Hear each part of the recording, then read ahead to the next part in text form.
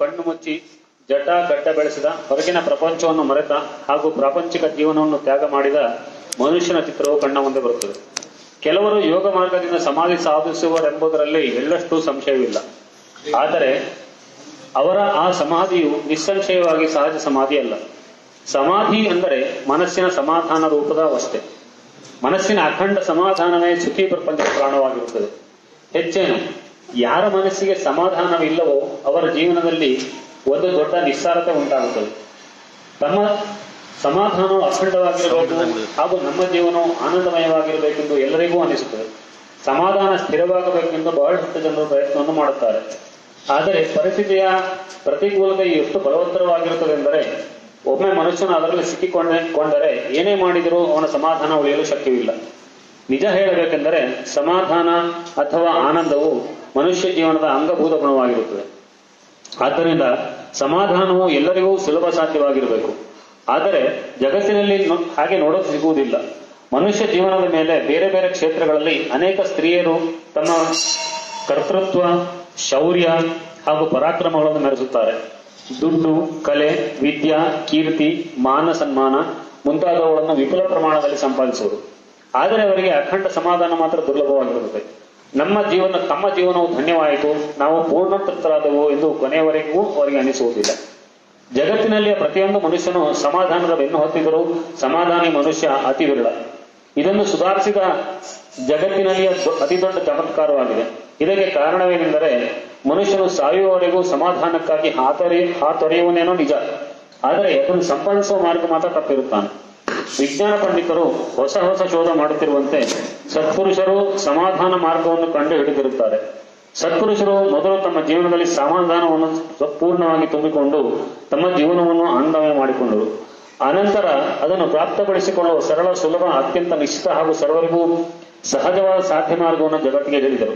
ಸ್ವಲ್ಪದರಲ್ಲಿ ಆ ಮಾರ್ಗದ ಬೋಧವಾಗಬೇಕೆಂಬ ಚಿಕ್ಕ ಉದ್ದೇಶದಿಂದ ಈ ಚಿಕ್ಕ ಪುಸ್ತಕವನ್ನು ಬರೆದಿರುತ್ತೇನೆ. ಇದರಲ್ಲಿ ವರ್ಣನೆ ಮಾಡಿದ ಮಾರ್ಗವು ಸನಾತನವಾಗಿರುತ್ತದೆ, ಅಲ್ಲದೆ ಸರ್ವಸಂತರಿಗೂ ಸಮ್ಮತವಾಗಿರುತ್ತದೆ. ಶ್ರೀಮದ್ ಭಗವದ್ಗೀತೆಯಲ್ಲಿ ಹಾಗೂ ಮರಾಠಿಯಲ್ಲಿ ಶ್ರೀನಾಥ ಭಾಗವತದಲ್ಲಿ ಇದರ ಅಪ್ರತಿಮ ವಿವೇಚನೆ ದೊರೆಯುತ್ತದೆ. ಯಾವುದೇ ಕಾಲದಲ್ಲಿ, ಯಾವುದೇ ಸ್ಥಳದಲ್ಲಿ, ಯಾವುದೇ ಪರಿಸ್ಥಿತಿಯಲ್ಲಿ ಹಾಗೂ ಪ್ರತಿಯೊಬ್ಬ ಸ್ತ್ರೀ ಪುರುಷರಿಗೂ ಆಚರಿಸಲು ಬರುವಂತದ್ದಾಗಿರುತ್ತದೆ.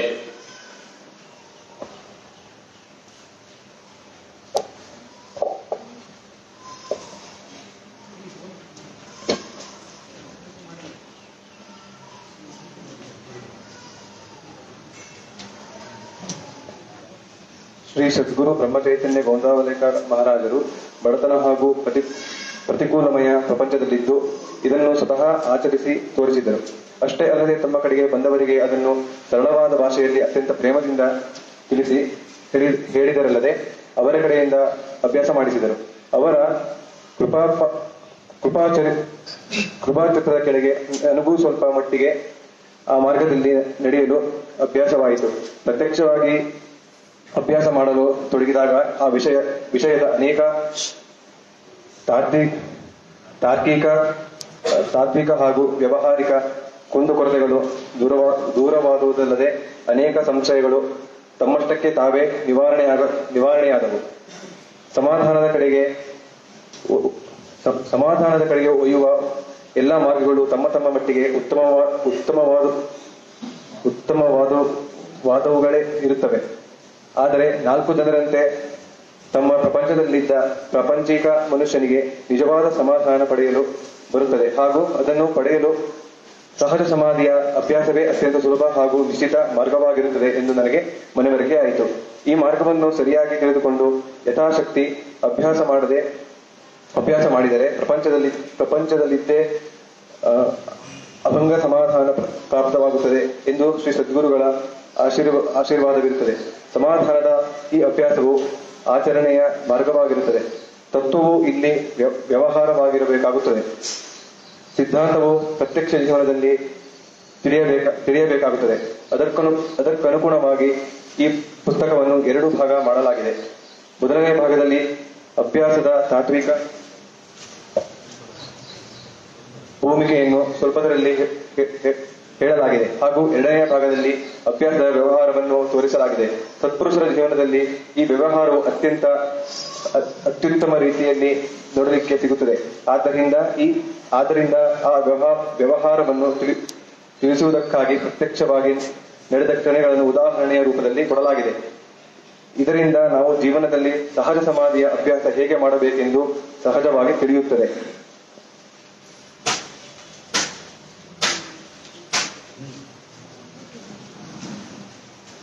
अनुवाद धन्यवाद. समर्थ सद्गुरु श्री ब्रह्मा चैतन्य गोंदावलेकर महाराज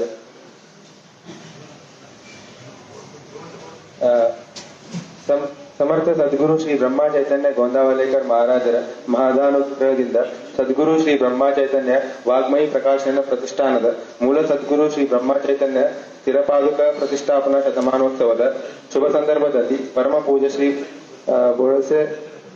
ಬೋಳ್ಸೇರ್ ಬಾಬಾ ಅವರ ಗ್ರಂಥ ಸಂಪದದಲ್ಲಿ ಶ್ರೀ ಪ್ರಕಾಶಿತವಾದ ಪ್ರಸ್ತುತ ಸಹಜ ಸಮಾಧಿ ಎಂಬ ಪುಸ್ತಕೆಯನ್ನು ಆಧ್ಯಾತ್ಮಿಕ ಜಿಜ್ಞಾಸೆಗಳು ಕರಕಮಲಗಳಲ್ಲಿ ಸಮರ್ಪಿಸಲು ಸಂತೋಷವಾಗುತ್ತದೆ. ಸಹಜ ಸಮಾಧಿ ಎಂಬ ಶಬ್ದ ಸಮುಚ್ಚಯದ ಸಮಾಧಿ ಶಬ್ದವು ರಾಜಯೋಗ ಅಥವಾ ಹಠಯೋಗದಲ್ಲಿಯ ಸಮಾಧಿ ಎಂತವುದಲ್ಲ. ಈ ಸಮಾಧಿಗಾಗಿ ಪದ್ಮಾಸನ ಹಾಕಿಕೊಂಡು ಕಣ್ಣು ಮುಚ್ಚಿಕೊಂಡು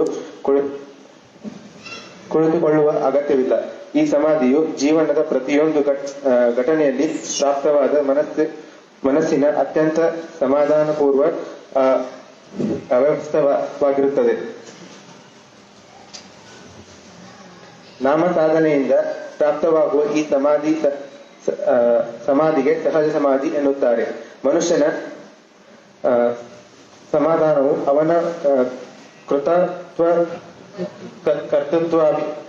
ಕರ್ತೃತ್ವಾಭಿಮಾನದಿಂದಲೇ ಭಂಗವಾಗುತ್ತದೆ. ಈ ಕರ್ತೃತ್ವಾಭಿಮಾನವು ಆತ್ಮ ವಿಸ್ಮರಣೆ ಅಥವಾ ಭಗವಂತನ ವಿಸ್ಮರಣೆಯಿಂದ ಉಂಟಾಗದ ದೇಹಾಭಿಮಾನದಿಂದ ಪ್ರಾಪ್ತಿಯಾಗುತ್ತದೆ. ಆದ್ದರಿಂದ ದೇಹಾಭಿಮಾನವು ನಷ್ಟವಾಗಿ ಕೃತಾತ್ವಾಭಿಮಾನ ಶೂನ್ಯವಾಗಬೇಕಾದರೆ ಭಗವಂತನಿಗೆ ಅಥವಾ ಸದ್ಗುರುಗಳಿಗೆ ಶರಣು ಹೋಗುವುದರೊಂದಿಗೆ ಭಗವಂತನ ನಮಸ್ಕರಣೆಯು ನಡೆಯಬೇಕೆಂದು ಸಹಜ ಸಮಾಧಿ ಸಾಧನೆಯಾಗಿರುತ್ತದೆ. ಪ್ರಸ್ತುತ ಪುಸ್ತಿಕೆಯಲ್ಲಿ ಸಾಧನೆ ಹಾಗೂ ಸಾಧ್ಯವನ್ನು ಕುರಿತು ಅತ್ಯಂತ ಸರಳ ಸುಲಭ ಕರ್ತಶುದ್ಧಿ ಅನುಭವಿಸಿದ ಹಾಗೂ ಸಂತಮನ್ಯ ವಿವರ ಅಲ್ಲದೆ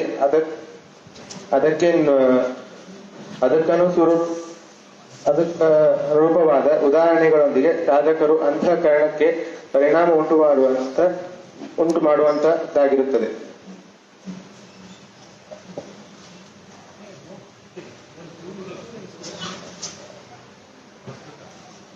ಪ್ರಸ್ತುತ ಪುಸ್ತಕವನ್ನು ಸದ್ಗುರು ಶ್ರೀ ಬ್ರಹ್ಮ ಚೈತನ್ಯ ಸ್ಥಿರಪಾದುಕ ಪ್ರತಿಷ್ಠಾಪನಾ ಶತಮಾನೋತ್ಸವದ ಗ್ರಂಥ ಸಂಪಾದನೆಯಲ್ಲಿ ಪ್ರಕಾಶನಗೊಳಿಸಲು ಅತ್ಯಂತ ಸಂತೋಷವಾಗುತ್ತದೆ. ಈ ಪುಸ್ತಕೆಯನ್ನು ಪುನಃ ಓದಿ ಮನನ ಮಾಡಿಕೊಂಡು ಅದಕ್ಕನುಸಾರವಾಗಿ ಸಾಧನೆ ಮಾಡಲು ಅತ್ಯಂತ ಮಹತ್ವವಾಗಿರುವುದರಿಂದ ಸಾಧಕರಿಗೆ ಸಂಗ್ರಹವಾಗುತ್ತದೆ. ಪ್ರಸ್ತುತ ವಿಚಾರಗಳು ಅನುಷ್ಠಾನದಿಂದ ಸಾಧಕರ ಕೃತಾರ್ಥದೊಂದಿಗೆ ಶ್ರೀ ಮಹಾರಾಜರ ಅನುಗ್ರಹಕ್ಕೆ ಪಾತ್ರರಾಗಬೇಕೆಂದು ಪ್ರಾರ್ಥಿಸುತ್ತೇನೆ. ಶ್ರೀರಾಮ ಸಮರ್ಥ. ಕೃತಜ್ಞತೆಗಳು.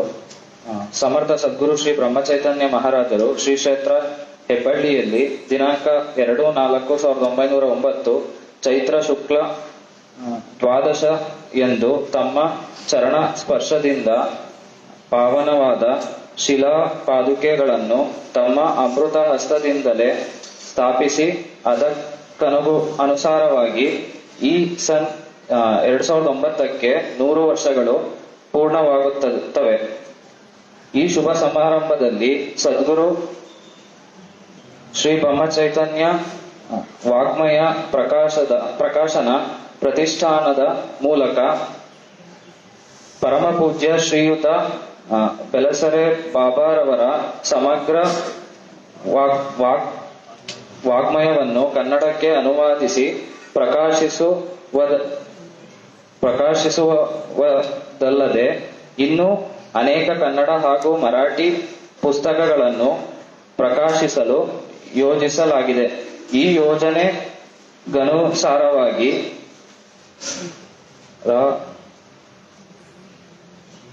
ಶ್ರೀಯುತ ಪ್ರಕಾಶ್ ಎಂ ತೆಂಡೂಲ್ಕರ್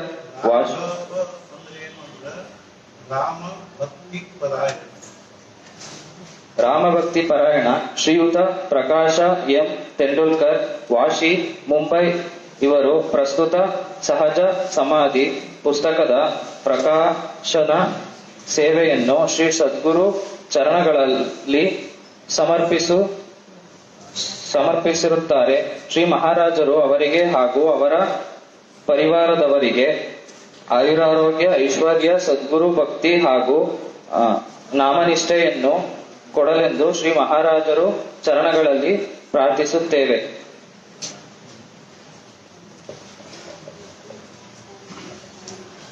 ಶ್ರೀರಾಮ ಸಮರ್ಥ. ಅಧ್ಯಾಯ 1 ಸಹಜ ಸಮಾಧಿ ಸಿದ್ಧಾಂತ. ಸಹಜ ಸಮಾಧಿಯ ಅರ್ಥ. ಸಮಾಧಿ ಹಾಗೂ ಸಮಾಧಾನ ಈ ಎರಡು ಶಬ್ದಗಳಲ್ಲಿ ಧ ಎಂಬ ಮೂಲಧಾತು ಇರುತ್ತದೆ. ಧ ಎಂದರೆ ಮನಸ್ಸನ್ನು ಸ್ಥಿರಗೊಳಿಸುವುದು ಅಥವಾ ಸ್ಥಿರವಾಗಿ ಇಡುವುದು. ಸಂ ಅ ಧ ಸೇರಿ ಸಮಾಧಿಯಾಗುತ್ತದೆ. ಸಂ ಎಂದರೆ ಅತ್ಯಂತ ಅಥವಾ ಪೂರ್ಣವಾಗಿ, ಆ ಎಂದರೆ ಎಲ್ಲಾ ಕಡೆಯಿಂದ. ಆದ್ದರಿಂದ ಸಮಾಧಾನವೆಂದರೆ ಮನಸ್ಸನ್ನು ಎಲ್ಲಾ ಕಡೆಯಿಂದ, ಎಲ್ಲಾ ರೀತಿಯಿಂದ ಹಾಗೂ ಪೂರ್ಣವಾಗಿ ಆತ್ಮನಲ್ಲಿ ಕೂಡಿ ಹಾಕುವುದು, ಇಡುವುದು ಅಥವಾ ಏಕಗ್ರೀಗೊಳಿಸುವುದು ಎಂದರ್ಥ. ಆತ್ಮವು ಆನಂದ ರೂಪವಾಗಿರುವುದರಿಂದ ಅದರಲ್ಲಿ ಸ್ಥಿರವಾದ ಮನಸ್ಸು ಕೂಡ ಆನಂದ ರೂಪವಾಗುತ್ತದೆ. ಈ ರೀತಿ ಆನಂದ ರೂಪವಾದ ಮನಸ್ಸಿಗೆ ಪ್ರಾಪ್ತವಾದ ಶಾಂತ, ಸ್ಥಿರ, ತೃಪ್ತ, ಸಂಶಯರಹಿತ ಅವಸ್ಥೆಗೆ ಸಮಾಧಿ ಎನ್ನುತ್ತಾರೆ. ಒಬ್ಬ ಯೋಗಿಯಂತೆ ಗಂಟಗಟ್ಟಲೆ ಆಸನದ ಮೇಲೆ ಕುಳಿತು ಕಣ್ಣು ಮುಚ್ಚಿ ಮನಸ್ಸನ್ನು ಅತ್ಯಂತ ಏಕಾಗ್ರಗೊಳಿಸುವುದರಿಂದ ಸಮಾಧಿ ಸಾಧಿಸುವುದೇನೋ ನಿಜ. ಆದರೆ ಸಮಾಧಿ ಸಾಧಿಸುವುದಕ್ಕಾಗಿ ಪ್ರಪಂಚ ಹಾಗೂ ವ್ಯವಹಾರಗಳನ್ನು ತೊರೆದು ಅದೇ ರೀತಿ ಕೂಡಿರಬೇಕಾಗುತ್ತದೆ ಎಂಬುದು ಮಾತ್ರ ಸರಿಯಲ್ಲ. ನಮ್ಮ ಮನಸ್ಸು ನಿರಂತರ ಸಮಾಧಾನದಲ್ಲಿದ್ದು ಶಾಂತಿ, ತೃಪ್ತಿ ಹಾಗೂ ಆನಂದದಿಂದ ತುಂಬಿಕೊಂಡಿರುವುದೇ ಸಮಾಧಿ ಅವಸ್ಥೆಯ ಪ್ರಾಣವಾಗಿರುತ್ತದೆ. ಆನಂದವು ಸರ್ವರ ಅಂತರ್ಯಾಮಿಯಾಗಿರುವುದರಿಂದ ಸಮಾಧಿ ಸಾಧಿಸಲು ನಿತ್ಯದ ವ್ಯವಹಾರವನ್ನು ಕೆಡಿಸದೆ ಇರುವ ಮಾರ್ಗ ಇರಲೇಬೇಕು. ಅದಕ್ಕೆ ಸಹಜ ಸಮಾಧಿ ಎನ್ನುತ್ತಾರೆ. ಸಾಮಾನ್ಯವಾಗಿ ಯೋಗಿಯ ಆಸನದ ಮೇಲಿಂದ ಎದ್ದ ನಂತರ ಅವನ ಸಮಾಧಿಯು ಇಳಿದಿರುತ್ತದೆ. ಈ ರೀತಿ ಹತ್ತುವ ಹಾಗೂ ಇಳಿಯುವ ಸಮಾಧಿಯ ಪ್ರಪಂಚಕರಿಗೆ ಅನುಕೂಲವಾದದ್ದಲ್ಲ. ಪ್ರಪಂಚದ ಎಲ್ಲಾ ವ್ಯವಹಾರ ಹಾಗೂ ಸಂಘರ್ಷಗಳ ಮಧ್ಯದಲ್ಲಿಯೂ ಅಖಂಡವಾಗಿ ಒಂದೇ ರೀತಿ ಉಳಿಯುವ ಸಮಾಧಿ ಪ್ರಪಂಚಕನಿಗೆ ಬೇಕಾದದ್ದು. ಅಂದರೆ ಅವನಿಗೆ ಸಹಜ ಸಮಾಧಿ ಬೇಕಾಗಿರುತ್ತದೆ. ಸಹ ಅಂದರೆ ಕೂಡಿಕೊಂಡು, ಅದೇ ಸಮಯದಲ್ಲಿ ಅಥವಾ ಜೊತೆಗೆ ಜ ಅಂದರೆ ಹುಟ್ಟಿದ್ದು. ಆದ್ದರಿಂದ ಸಹಜ ಎಂದರೆ ಕೂಡಿಯೇ ಹುಟ್ಟಿದ್ದು, ಅಂದರೆ ಸ್ವಾಭಾವಿಕ ಅರ್ಥ ಅಥವಾ ನೈಸರ್ಗಿಕ. ಆದ್ದರಿಂದ ಯಾವುದು ಸ್ವಾಭಾವಿಕವಾಗಿರುತ್ತದೆಯೋ ಅಥವಾ ಅಭ್ಯಾಸದಿಂದ ಹಾಗೇ ಆಗುತ್ತದೆಯೋ ಅದು ಅನಾಯಾಸ ನಿರ್ಮಾಣವಾಗುವುದಲ್ಲದೆ ಎಲ್ಲಾ ಪರಿಸ್ಥಿತಿಯಲ್ಲೂ ಅಖಂಡವಾಗಿ ಉಳಿಯುತ್ತದೆ. ಆದ್ದರಿಂದ ಸಹಜ ಸಮಾಧಿ ಅಂದರೆ ದೇಹದ ಯಾವುದೇ ಪರಿಸ್ಥಿತಿಯಲ್ಲಿ ಅನಾಯಾಸವಾಗಿ ಉಳಿಯುವ ಮನಸ್ಸಿನ ಸಮಾಧಾನಪೂರ್ಣ, ಶಾಂತ, ತೃಪ್ತ ಹಾಗೂ ಆನಂದಮಯ ಅವಸ್ಥೆ. ಪ್ರಪಂಚದಲ್ಲಿ ನಮ್ಮ ಪಾಲಿಗೆ ಬಂದ ವ್ಯವಹಾರಗಳನ್ನು ಯಥಾವತ್ತಾಗಿ ಮಾಡುತ್ತಿರುವಾಗಲೂ ನಮ್ಮ ಮನಸ್ಸಿನ ಸಮಾಧಾನವನ್ನು ಅಖಂಡವಾಗಿ ಇಟ್ಟುಕೊಳ್ಳುವ ಮಾರ್ಗವೇ ಇದಾಗಿರುತ್ತದೆ.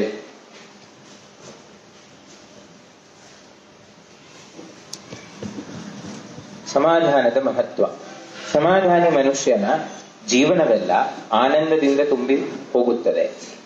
ಮನುಷ್ಯ ಜೀವನದ ನಿಜವಾದ ಧ್ಯೇಯವನ್ನು ಅವನಿಗೆ ಪ್ರಾಪ್ತವಾಗುತ್ತದೆ. ಅವನು ಸಂತ ಪದವಿಯಿಂದ ಹೊಂದುತ್ತಾನೆ. ಆದ್ದರಿಂದಲೇ ಕೋಟ್ಯಾವಧಿ ಜನರ ಮೇಲೆ ಅಧಿಕಾರ ನಡೆಸುವ ರಾಷ್ಟ್ರಪಿತ ಆಗಿರಲಿ, ಐಶ್ವರ್ಯದಲ್ಲಿ ಹಾಗೂ ದೇಹ ಸುಖದಲ್ಲಿ ಉರುಳಾಡುವ ಆಗರ್ಭ ಶ್ರೀಮಂತನೇ ಆಗಿರಲಿ, ವಿದ್ಯೆಯ ತವರು ಮನೆ ಅನಿಸಿಕೊಳ್ಳುವ ಮಹಾಪಂಡಿತನೇ ಆಗಿರಲಿ, ಯುದ್ಧದಲ್ಲಿ ಶತ್ರುಗಳನ್ನು ಸೋಲಿಸಿ ಹತಬಲಗೊಳಿಸುವ ಸೇನಾಪತಿಯೇ ಆಗಿರಲಿ, ಅಥವಾ ಸಾಹಿತ್ಯ, ಸಂಗೀತ, ನಾಟ್ಯ ಮುಂತಾದ ಕಲೆಗಳಲ್ಲಿ ಪ್ರಾವೀಣ್ಯತೆ ಪಡೆದ ಕಲಾವಂತನೇ ಆಗಿರಲಿ. ಇವರೆಲ್ಲರೂ ಸಮಾಧಾನ ಹೊಂದಿದ ಸತ್ಪುರುಷರ ಮುಂದೆ ನತಮಸ್ತಕರಾಗುತ್ತಾರೆ. ಪ್ರಾಪಂಚಿಕ ಮನುಷ್ಯನಿಗಂತೂ ಸಮಾಧಾನವು ಅತ್ಯವಶ್ಯಕವಾದುದು. ಜಗತ್ತಿನಲ್ಲಿ ಸಾಮಾನ್ಯ ಜನರ ಪ್ರಾಪಂಚಿಕ ಜೀವನದಲ್ಲಿ ಬಹುತಾಂಶದಲ್ಲಿ ಸಾಮಾನ್ಯವೇ ಆಗಿರುತ್ತದೆ. ತಮ್ಮ ಶರೀರ ನಿರೋಗಿಯಾಗಿರಬೇಕು, ಹೆಂಡತಿ ಅಥವಾ ಗಂಡ ಅನುಕೂಲವಾಗಿರಬೇಕು, ಮಕ್ಕಳಿರಬೇಕು ಹಾಗೂ ಅವರು ಒಳ್ಳೆಯವರಾಗಿರಬೇಕು, ಮನೆಮಾರು ಇರಬೇಕು, ಮಧ್ಯಮ ಸ್ಥಿತಿಯ ಅನ್ನ ವಸ್ತ್ರ ಪ್ರಾಪ್ತವಾಗಿರಬೇಕು, ವಾರ್ಧಕ್ಯದಲ್ಲಿ ಕಷ್ಟವಾಗಬಾರದು ಹಾಗೂ ಕೊನೆಗೆ ಅನಾಯಾಸವಾಗಿ ಮರಣ ಬರಬೇಕು. ಈ ರೀತಿಯ ಸಾಮಾನ್ಯ ಮನುಷ್ಯನ ಅಪೇಕ್ಷೆಗಳಿರುತ್ತವೆ. ಯಾರ ಜೀವನದಲ್ಲಿಯೂ ಈ ಎಲ್ಲ ಅಪೇಕ್ಷೆಗಳು ಪೂರ್ಣವಾಗಿ ಫಲಪ್ರದವಾಗಿರುವುದಿಲ್ಲ. ಪ್ರತಿಯೊಬ್ಬನ ಜೀವನದಲ್ಲಿ ಏನಾದರೂ ನ್ಯೂನತೆ ಇದ್ದೇ ಇರುತ್ತದೆ. ಈ ನ್ಯೂನತೆಯೇ ಮನಸ್ಸಿಗೆ ಚುಚ್ಚುತ್ತದೆ. ಆದ್ದರಿಂದ ಜೀವನದಲ್ಲಿ ಪ್ರಾಪ್ತವಾದದ್ದರ ಮಹತ್ವವೆನಿಸಿದ ಮನಸ್ಸಿನ ಸಮಾಧಾನ ಇಲ್ಲದಂತಾಗುತ್ತದೆ. ಸಾಮಾನ್ಯವಾಗಿ ಪಾಲಿಗೆ ಬಂದ ಪ್ರಪಂಚವನ್ನು ತ್ಯಾಗ ಮಾಡಿ ಅಥವಾ ಸರ್ವಸಂಗ ಪರಿತ್ಯಾಗ ಮಾಡಿ ಅಥವಾ ಪ್ರಪಂಚವನ್ನು ಅಸ್ತವ್ಯಸ್ತಗೊಳಿಸಿ ಮನಸ್ಸಿನ ಸಮಾಧಾನ ಸಂಪಾದಿಸಬಹುದು. ಕೆಲವರು ಹಾಗೆ ಸಾಧಿಸಿರುತ್ತಾರೆ. ಆದರೆ ಇದೇನೋ ಸರ್ವಸಾಮಾನ್ಯ ಮಾರ್ಗವಲ್ಲ. ಪ್ರಾಪಂಚಿಕರಂತೆ ಪ್ರಪಂಚದಲ್ಲಿ ಇದ್ದುಕೊಂಡು ಸಮಾಧಾನ ಪ್ರಾಪ್ತ ಮಾಡಿಕೊಳ್ಳುವುದರಲ್ಲಿಯೇ ನಿಜವಾದ ಶೋಭೆ ಇರುತ್ತದೆ.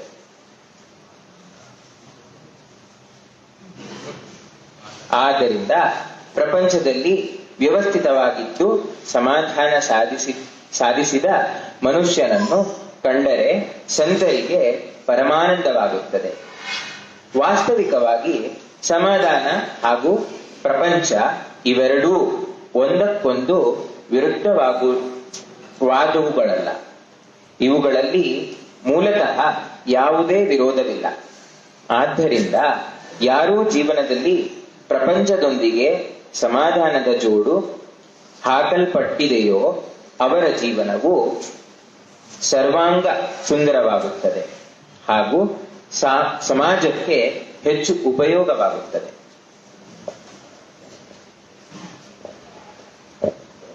3. ಸಮಾಧಾನದ ಸ್ವರೂಪ. ಸಮಾಧಾನವು ಸಂಪೂರ್ಣ ಜೀವನದ ಪ್ರಧಾನ ಗುಣವೆಂದು ಹೇಳಲು ಅಡ್ಡಿಯಿಲ್ಲ. ಪಶುಗಳಲ್ಲಿ ಹಾಗೂ ಮನುಷ್ಯೇತರ ಪ್ರಾಣಿಗಳಲ್ಲಿ ಪರಿಸ್ಥಿತಿಯು ಬದಲಾದಂತೆ ಅದರ ಒತ್ತಡವು ಅವುಗಳ ಶರೀರದ ಮೇಲೆ ಬೀಳುತ್ತದೆ. ಆಗ ಅವುಗಳಲ್ಲಿಯ ಸಮತೋಲತೆಯು ಭಂಗವಾಗುತ್ತದೆ. ಅದು ಭಂಗವಾಯಿತೆಂದರೆ ಆ ಪ್ರಾಣಿಯು ಸಕ್ರಿಯವಾಗುತ್ತದೆ. ಸಮತೋಲತೆಯು ಮೂಲ ಅವಸ್ಥೆಗೆ ಬಂದೊಡನೆ ಅದರಲ್ಲಿಯ ಕ್ರಿಯೆಯು ನಿಲ್ಲುತ್ತದೆ ಹಾಗೂ ಅದು ಶಾಂತವಾಗುತ್ತದೆ.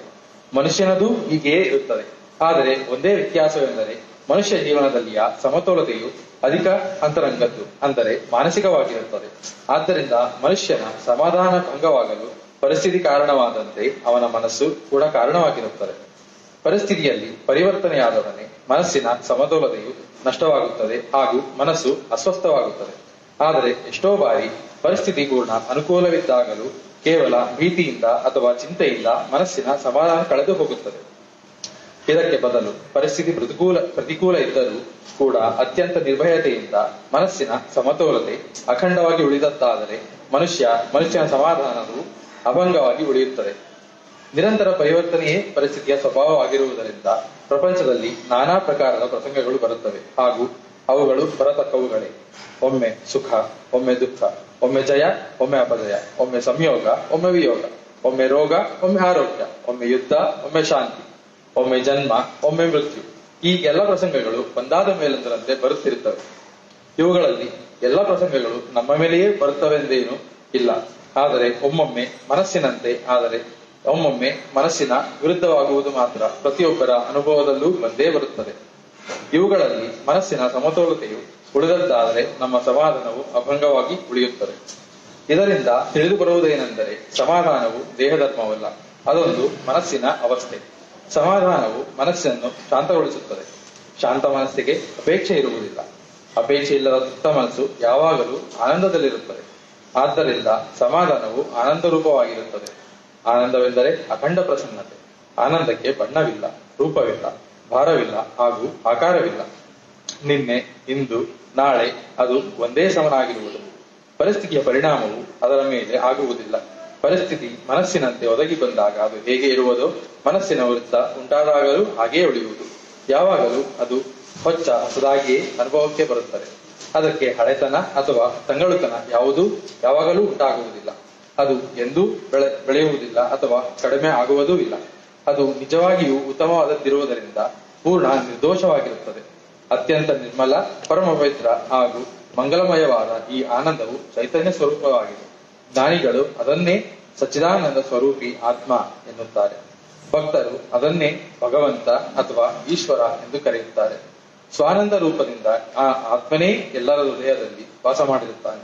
ಆದ್ದರಿಂದ ಯಾವ ಮನಸ್ಸು ಹೊರಗಿನ ಜಗತ್ತಿನ ಒಲವನ್ನು ಬಿಟ್ಟು ಆತ್ಮನಲ್ಲಿ ಅಂದರೆ ಭಗವಂತನಲ್ಲಿ ಆಸಕ್ತನಾಗುವುದೋ ಅದು ಆನಂದಮಯ ಅಥವಾ ಸಮಾಧಾನ ರೂಪವಾಗಿರುತ್ತದೆ.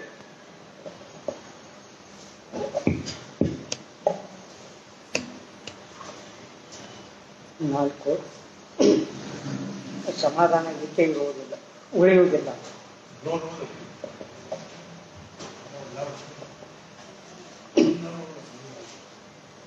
ನಾಲ್ಕು, ಸಮಾಧಾನ ಏಕೆ ಉಳಿಯುವುದಿಲ್ಲ. ಜೀವನದಲ್ಲಿ ಸಹಸಂಗಾತಿಯಾದ ಹಾಗೂ ಪ್ರತಿಯೊಬ್ಬನ ಹೃದಯದಲ್ಲಿರುವ ಆನಂದವನ್ನು ಸೇವಿಸುವುದು ಹಾಗೂ ಅಖಂಡ ಪ್ರಸನ್ನವಾಗಿರುವುದು ಪ್ರತಿಯೊಬ್ಬ ಮನುಷ್ಯನ ಜನ್ಮಸಿದ್ಧ ಹಕ್ಕು ಆಗಿರುತ್ತದೆ. ಆದರೆ ನಾವು ನಮ್ಮ ಈ ಹಕ್ಕನ್ನು ಕಳೆದುಕೊಂಡಿರುತ್ತೇವೆ. ನಮ್ಮ ಸಮಾಧಾನ ಉಳಿಯುವುದೆಂದು ಇಲ್ಲ. ಈಗಾಗಲೂ ಕಾರಣವೇನು? ಆನಂದದ ಸ್ಥಾನವನ್ನು ದೇಹದ ಅಂಚೆಗೆ ಇರುವುದರಿಂದ ಮನಸ್ಸಿನಿಂದಲೇ ಅದನ್ನು ಅನುಭವಿಸಬೇಕಾಗುತ್ತದೆ. ಮನಸ್ಸನ್ನು ಲಕ್ಷ್ಯ ಎಲ್ಲಿವರೆಗೂ ಹೃದಯದಲ್ಲಿರುವ ಸ್ವಾನಂದದ ಕಡೆಗೆ ತೊಡಗಿರುವುದೋ ಅಲ್ಲಿಯವರೆಗೂ ಮನಸ್ಸನ್ನು ಸಮಾಧಾನವಾಗಿರುವುದು. ಆದರೆ ಯಾವ ಕ್ಷಣ ಮನಸ್ಸನ್ನು ಸ್ವಾನಂದದಿಂದ ಬೇರೆ ಕಡೆಗೆ ಹೋಗುವುದೋ ಅದೇ ಕ್ಷಣ ಮನಸ್ಸನ್ನು ಆನಂದ ಇಲ್ಲವಾಗುವುದು. ಆನಂದದ ಮೇಲೆ ಆವರಣ ಬಂದೊಡನೆ ಸಮಾಧಾನ ಲೋಪವಾಗುವುದು. ಆನಂದವು ಅತ್ಯಂತ ಶಾಂತ ಹಾಗೂ ತೃಪ್ತವಾಗಿರುತ್ತದೆ. ಆನಂದವನ್ನು ಕಳೆದುಕೊಂಡು ಮನಸ್ಸನ್ನು ಅಶಾಂತ ಹಾಗೂ ಅತೃಪ್ತವಾಗುತ್ತದೆ. ಅತೃಪ್ತ ಮನಸ್ಸಿಗೆ ಸ್ವಸ್ಥ ಉಳಿಯುವುದಿಲ್ಲ. ಈಗ ಇರುವುದಕ್ಕಿಂತ ಬೇರೆ ಏನಾದರೂ ಇರಬೇಕೆಂದು ಮನಸ್ಸಿಗೆ ಯಾವಾಗಲೂ ಅನಿಸುತ್ತಿರುತ್ತದೆ. ನಾನು ಏನಾದರೂ ಕಳೆದುಕೊಂಡಿರುತ್ತೇನೆ, ನನಗೆ ಏನಾದರೂ ಬೇಕಾಗಿದೆ ಎಂಬ ಕಲ್ಪನೆಯಿಂದ ಮನಸ್ಸನ್ನು ಅಸ್ಥಿರವಾಗುತ್ತದೆ. ಅಸ್ಥಿರ ಮನಸ್ಸಿಗೆ ಅಶಾಶ್ವತ ವಸ್ತುಗಳೇ ಸತ್ಯವೇನೆನಿಸುತ್ತವೆ. ಆದ್ದರಿಂದ ಅವು ಬೇಕೆನಿಸುತ್ತೇವೆ. ಇಂದ್ರಗೋಚರ ಜಗತ್ತಿನ ಎಲ್ಲಾ ವಸ್ತುಗಳು ಅಶಾಶ್ವತವಾಗುವುಗಳೇ. ಅವು ಉತ್ಪನ್ನವಾಗುತ್ತವೆ, ಕಾಲಾಂತರದಲ್ಲಿ ನಾಶವಾಗುತ್ತವೆ. ಅವುಗಳು ನಿರಂತರ ಪರಿವರ್ತನೆವಾಗುತ್ತವೆ. ಅವುಗಳಿಗೆ ದೃಶ್ಯವೆನ್ನುತ್ತಾರೆ. ಕಳೆದುಕೊಂಡು ಆನಂದವು ದೃಶ್ಯದಲ್ಲಿ ಸಿಗಬಹುದೆಂಬ ಭಾವನೆಯಿಂದ ಮನಸ್ಸನ್ನು ದೃಶ್ಯದ ಬೆನ್ನತ್ತುವುದು. ಆದರೆ ಈ ಕಲ್ಪನೆ ಮುಂದೆ ನಿಜವಾದ ಉಳಿಯುವುದಿಲ್ಲ. ಎಲ್ಲಾ ದೃಶ್ಯ ಪಾರ್ಥಗಳು ನಿರಂತರ ಬದಲಾಗುತ್ತಿರುತ್ತವೆ. ಪರಿವರ್ತನೆ ಹೊಂದುವ ವಸ್ತುವು ಅಪೂರ್ಣವಾಗಿರುತ್ತದೆ. ಅಪೂರ್ಣ ವಸ್ತುವು ಪೂರ್ಣ ಸುಖ ಅಂದರೆ ಆನಂದವನ್ನು ಕೊಡಲಾರದ ಆ ವಸ್ತುವಿನಲ್ಲಿ ಸಾಮರ್ಥ್ಯವಿರುವಷ್ಟೇ ಸುಖವನ್ನು ಆ ವಸ್ತು ಕೊಡಬಲ್ಲದು. ಆ ಸುಖವನ್ನು ಅನುಭವಿಸಿದೊಡನೆ ಮನಸ್ಸು ಆ ವಸ್ತುವಿನ ವಿಷಯದಲ್ಲಿ ಉದಾಸೀನವಾಗುತ್ತದೆ. ಆದ್ದರಿಂದ ದೃಶ್ಯ ಪದಾರ್ಥಗಳೊಡನೆ ಅಂಟಿಕೊಂಡು ಮನಸ್ಸನ್ನು ನಿರಂತರ ಹೊಸ ವಸ್ತುಗಳನ್ನು ಶೋಧಿಸುತ್ತಿರುತ್ತದೆ. 100 ಜನ್ಮ ಹುಚ್ಚರನ್ನು ಒಟ್ಟೊಟ್ಟಿಗೆ ಸೇರಿಸಿದ್ದರೂ ಒಬ್ಬ ಜಾನವನ್ನು ಮಾಡಲಾಗುವುದಿಲ್ಲ. ಅದರಂತೆ ಎಷ್ಟೇ ಹೊಸ ಹೊಸ ಪದಾರ್ಥಗಳನ್ನು ಕೊಡಿಸಿದರೂ ಒಂದು ಹೊಸ ಆನಂದವನ್ನು ನಿರ್ಮಾಣ ಮಾಡಲಾಗುವುದಿಲ್ಲ. ಹೊರಗೆ ಸುಖ ಸಿಗಬಹುದೆಂಬ ಭ್ರಾಮಕ ಕಲ್ಪನೆಯಿಂದ ಮನಸ್ಸನ್ನು ಇಂದ್ರಗಳ ಮೂಲಕ ಒಂದೇ ಸವನೆ ಹೊರಗೆ ಓಡುತ್ತಿರುತ್ತದೆ. ಅನೇಕ ಪ್ರಕಾರದ ವಸ್ತುಗಳು ಅದಕ್ಕೆ ಅಂಟಿಕೊಂಡಿರುತ್ತದೆ. ಆ ವಸ್ತುಗಳು ಮೇಲೆ ಕಾಲದ ಸತ್ಯ ನಡೆಯುತ್ತದೆ. ಅವುಗಳನ್ನು ಸಂಯೋಗವಾಗುವುದು ಹಾಗೂ ಸಂಯೋಗ ಅಖಂಡವಾಗಿರುವುದು ಅಥವಾ ಅವುಗಳನ್ನು ವಿಯೋಗವಾಗದೇ ಇರುವುದು ನಮ್ಮ ಕೈಯಲ್ಲಿರುವುದಿಲ್ಲ.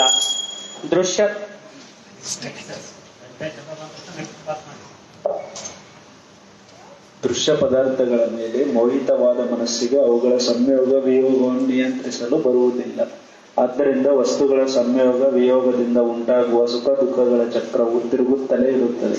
ಸುಖದಿಂದಲೇ ಆಗಲಿ ಅಥವಾ ದುಃಖದಿಂದಲೇ ಆಗಲಿ ಮನಸ್ಸಿಗೆ ಆಘಾತಗಳಾಗಿರುತ್ತವೆ. ಇದರಿಂದ ಸಮಾಧಾನ ಕಳೆದು ಹೋಗುತ್ತವೆ.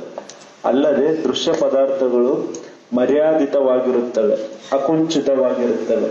ಇವುಗಳೊಡನೆ ಸಮರಸವಾಗುವ ಮನಸ್ಸು ಇವುಗಳಂತೆಯೇ ಅಕುಂಠಿತವಾಗುತ್ತದೆ. ಅಕುಂಠಿತನಕ್ಕೆ ಸ್ವಾರ್ಥ ಅನ್ನುತ್ತಾರೆ. ಪ್ರತಿಯೊಬ್ಬ ಮನುಷ್ಯನು ತನ್ನ ಸ್ವಾರ್ಥ ಸಾಧಿಸುವ ಪ್ರಯತ್ನ ಮಾಡುತ್ತಿರುತ್ತಾನೆ. ಆದ್ದರಿಂದಲೇ ಪರಸ್ಪರರಲ್ಲಿ ಸ್ಪರ್ಧೆ ಹಾಗೂ ಸಂಘರ್ಷ ನಿರ್ಮಾಣವಾಗುತ್ತದೆ. ಸಂಘರ್ಷದ ಈ ಎಳೆದಾಟದಲ್ಲಿ ಯಾರ ಸ್ವಾರ್ಥವು ಪೂರ್ಣವಾಗಿ ಸಾಧಿಸುವುದು ಶಕ್ಯವಾಗುವುದಿಲ್ಲ. ಆದ್ದರಿಂದಲೇ ಪ್ರತಿಯೊಬ್ಬನ ಅನೇಕ ಇಚ್ಛೆಗಳು ಅತೃಪ್ತವಾಗಿಯೇ ಉಳಿಯುತ್ತವೆ ಅಥವಾ ವಿಫಲವಾಗುತ್ತವೆ.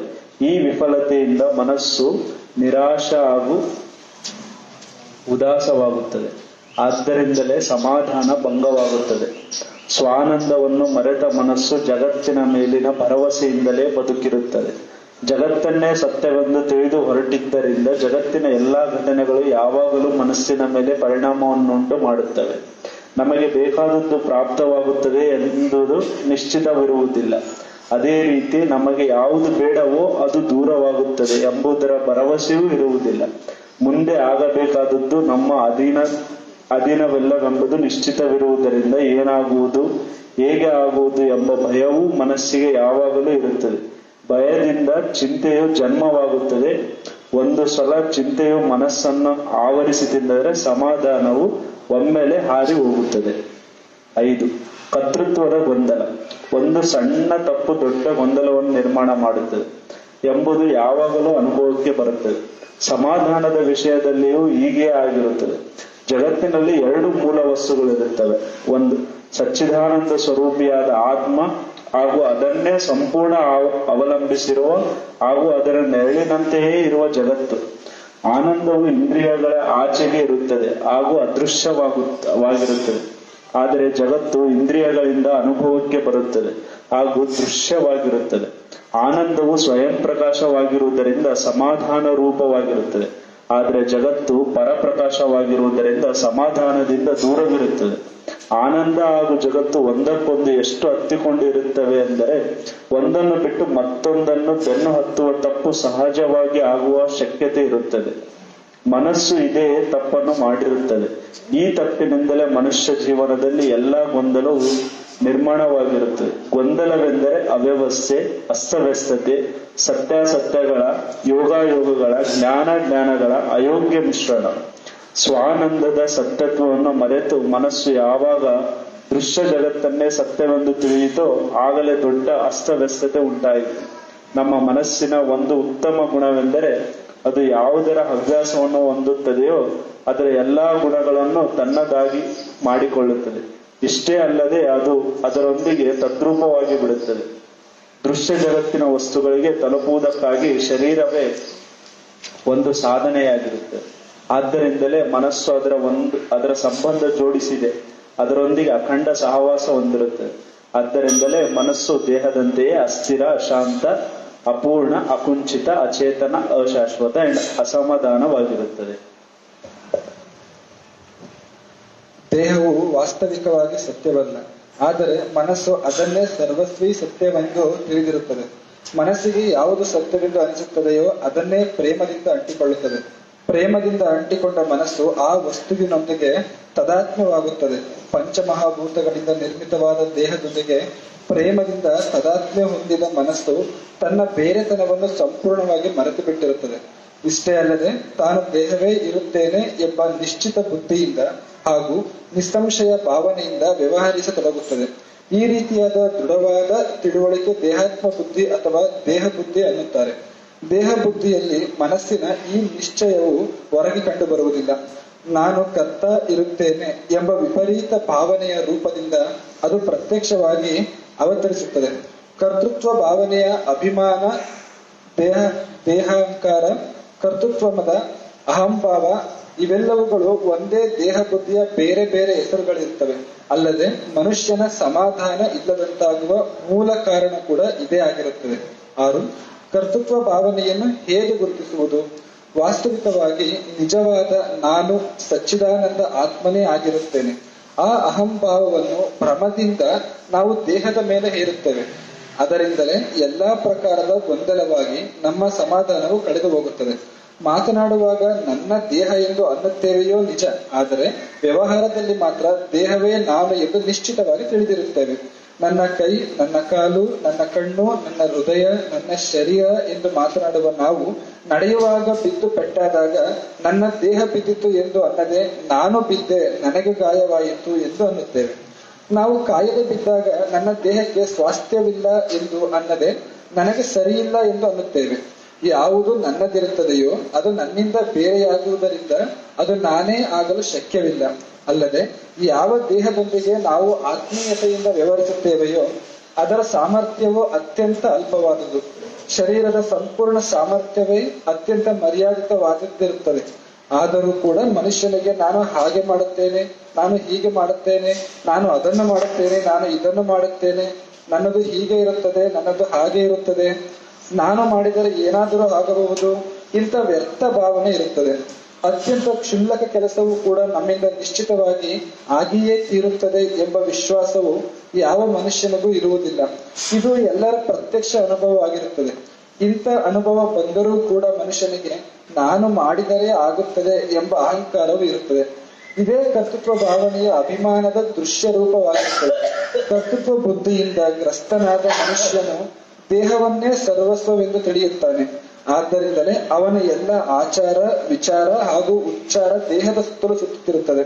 ಅವನು ಸನ್ಮಾನಕ್ಕಾಗಿ, ಪ್ರತಿಷ್ಠೆಗಾಗಿ ಆಶೆ ಪಡುತ್ತಾನೆ, ದೊಡ್ಡಸ್ತಿಕೆಗಾಗಿ ಚಡಪಡಿಸುತ್ತಾನೆ. ತಾನು ಮಾಡಿದ ಸತ್ಕರ್ಮಗಳ ಪ್ರಸಿದ್ಧಿಯನ್ನು ತಾನೇ ಮಾಡುತ್ತಿರುತ್ತಾನೆ ಹಾಗೂ ತನ್ನ ಪಾಂಡಿತ್ಯದ ವರ್ಣನೆಯನ್ನು ತಾನೇ ಹೇಳಿಕೊಳ್ಳುತ್ತಾನೆ. ಅಧಿಕಾರ ನಡೆಸುವ ಉತ್ಕಟ ಅಪೇಕ್ಷೆ ಅವನಿಗಿರುತ್ತದೆ. ಜನರು ತನ್ನ ಮಾತು ಕೇಳಬೇಕು, ತನಗೆ ಉತ್ತಮನೆನ್ನಬೇಕು ಹಾಗೂ ತನ್ನ ಸ್ತುತಿಸಬೇಕೆಂದು ಅವನ ಅಪೇಕ್ಷೆಯಾಗಿರುತ್ತದೆ.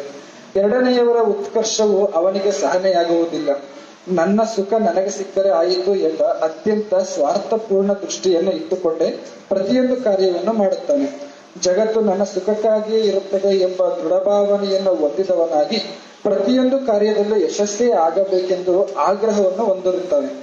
ತನ್ನ ಮೇಲೆ ತನ್ನ ಪ್ರಭುತ್ವ ಇಲ್ಲದೆ ಇರುವುದರಿಂದ ಅವನು ಕಾಮಕ್ರೋಧಾದಿ ವಿಚಾರಗಳ ದಾಸನಾಗಿರುತ್ತಾನೆ. ಮಾತನಾಡುವುದರ ಮೇಲೆ ಹಾಗೂ ಕಾಮ ವಾಸನೆಯ ಮೇಲೆ ಅವನ ನಿಯಂತ್ರಣ ಇರುವುದಿಲ್ಲ.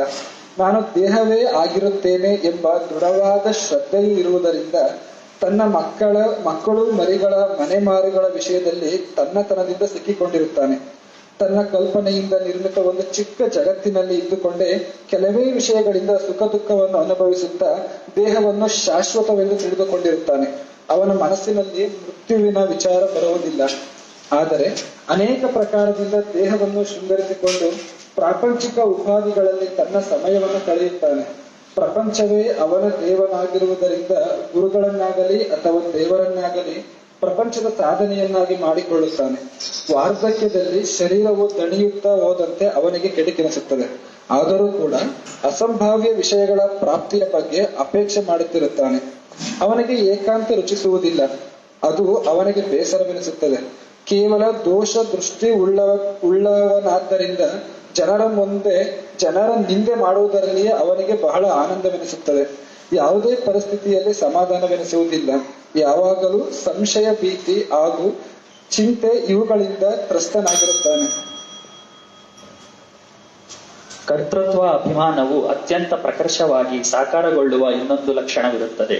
ದೇಹಬುದ್ಧಿಯುಳ್ಳ ಮನುಷ್ಯನಿಗೆ ತನ್ನ ವಾಸನೆಗಳು ತೃಪ್ತವಾದರೆ ತನ್ನ ಸಮಾಧಾನವು ತಾನಾಗಿಯೇ ಉಳಿಯುವುದೆಂದು ಮನಃಪೂರ್ವಕವಾಗಿ ಅನಿಸುತ್ತದೆ.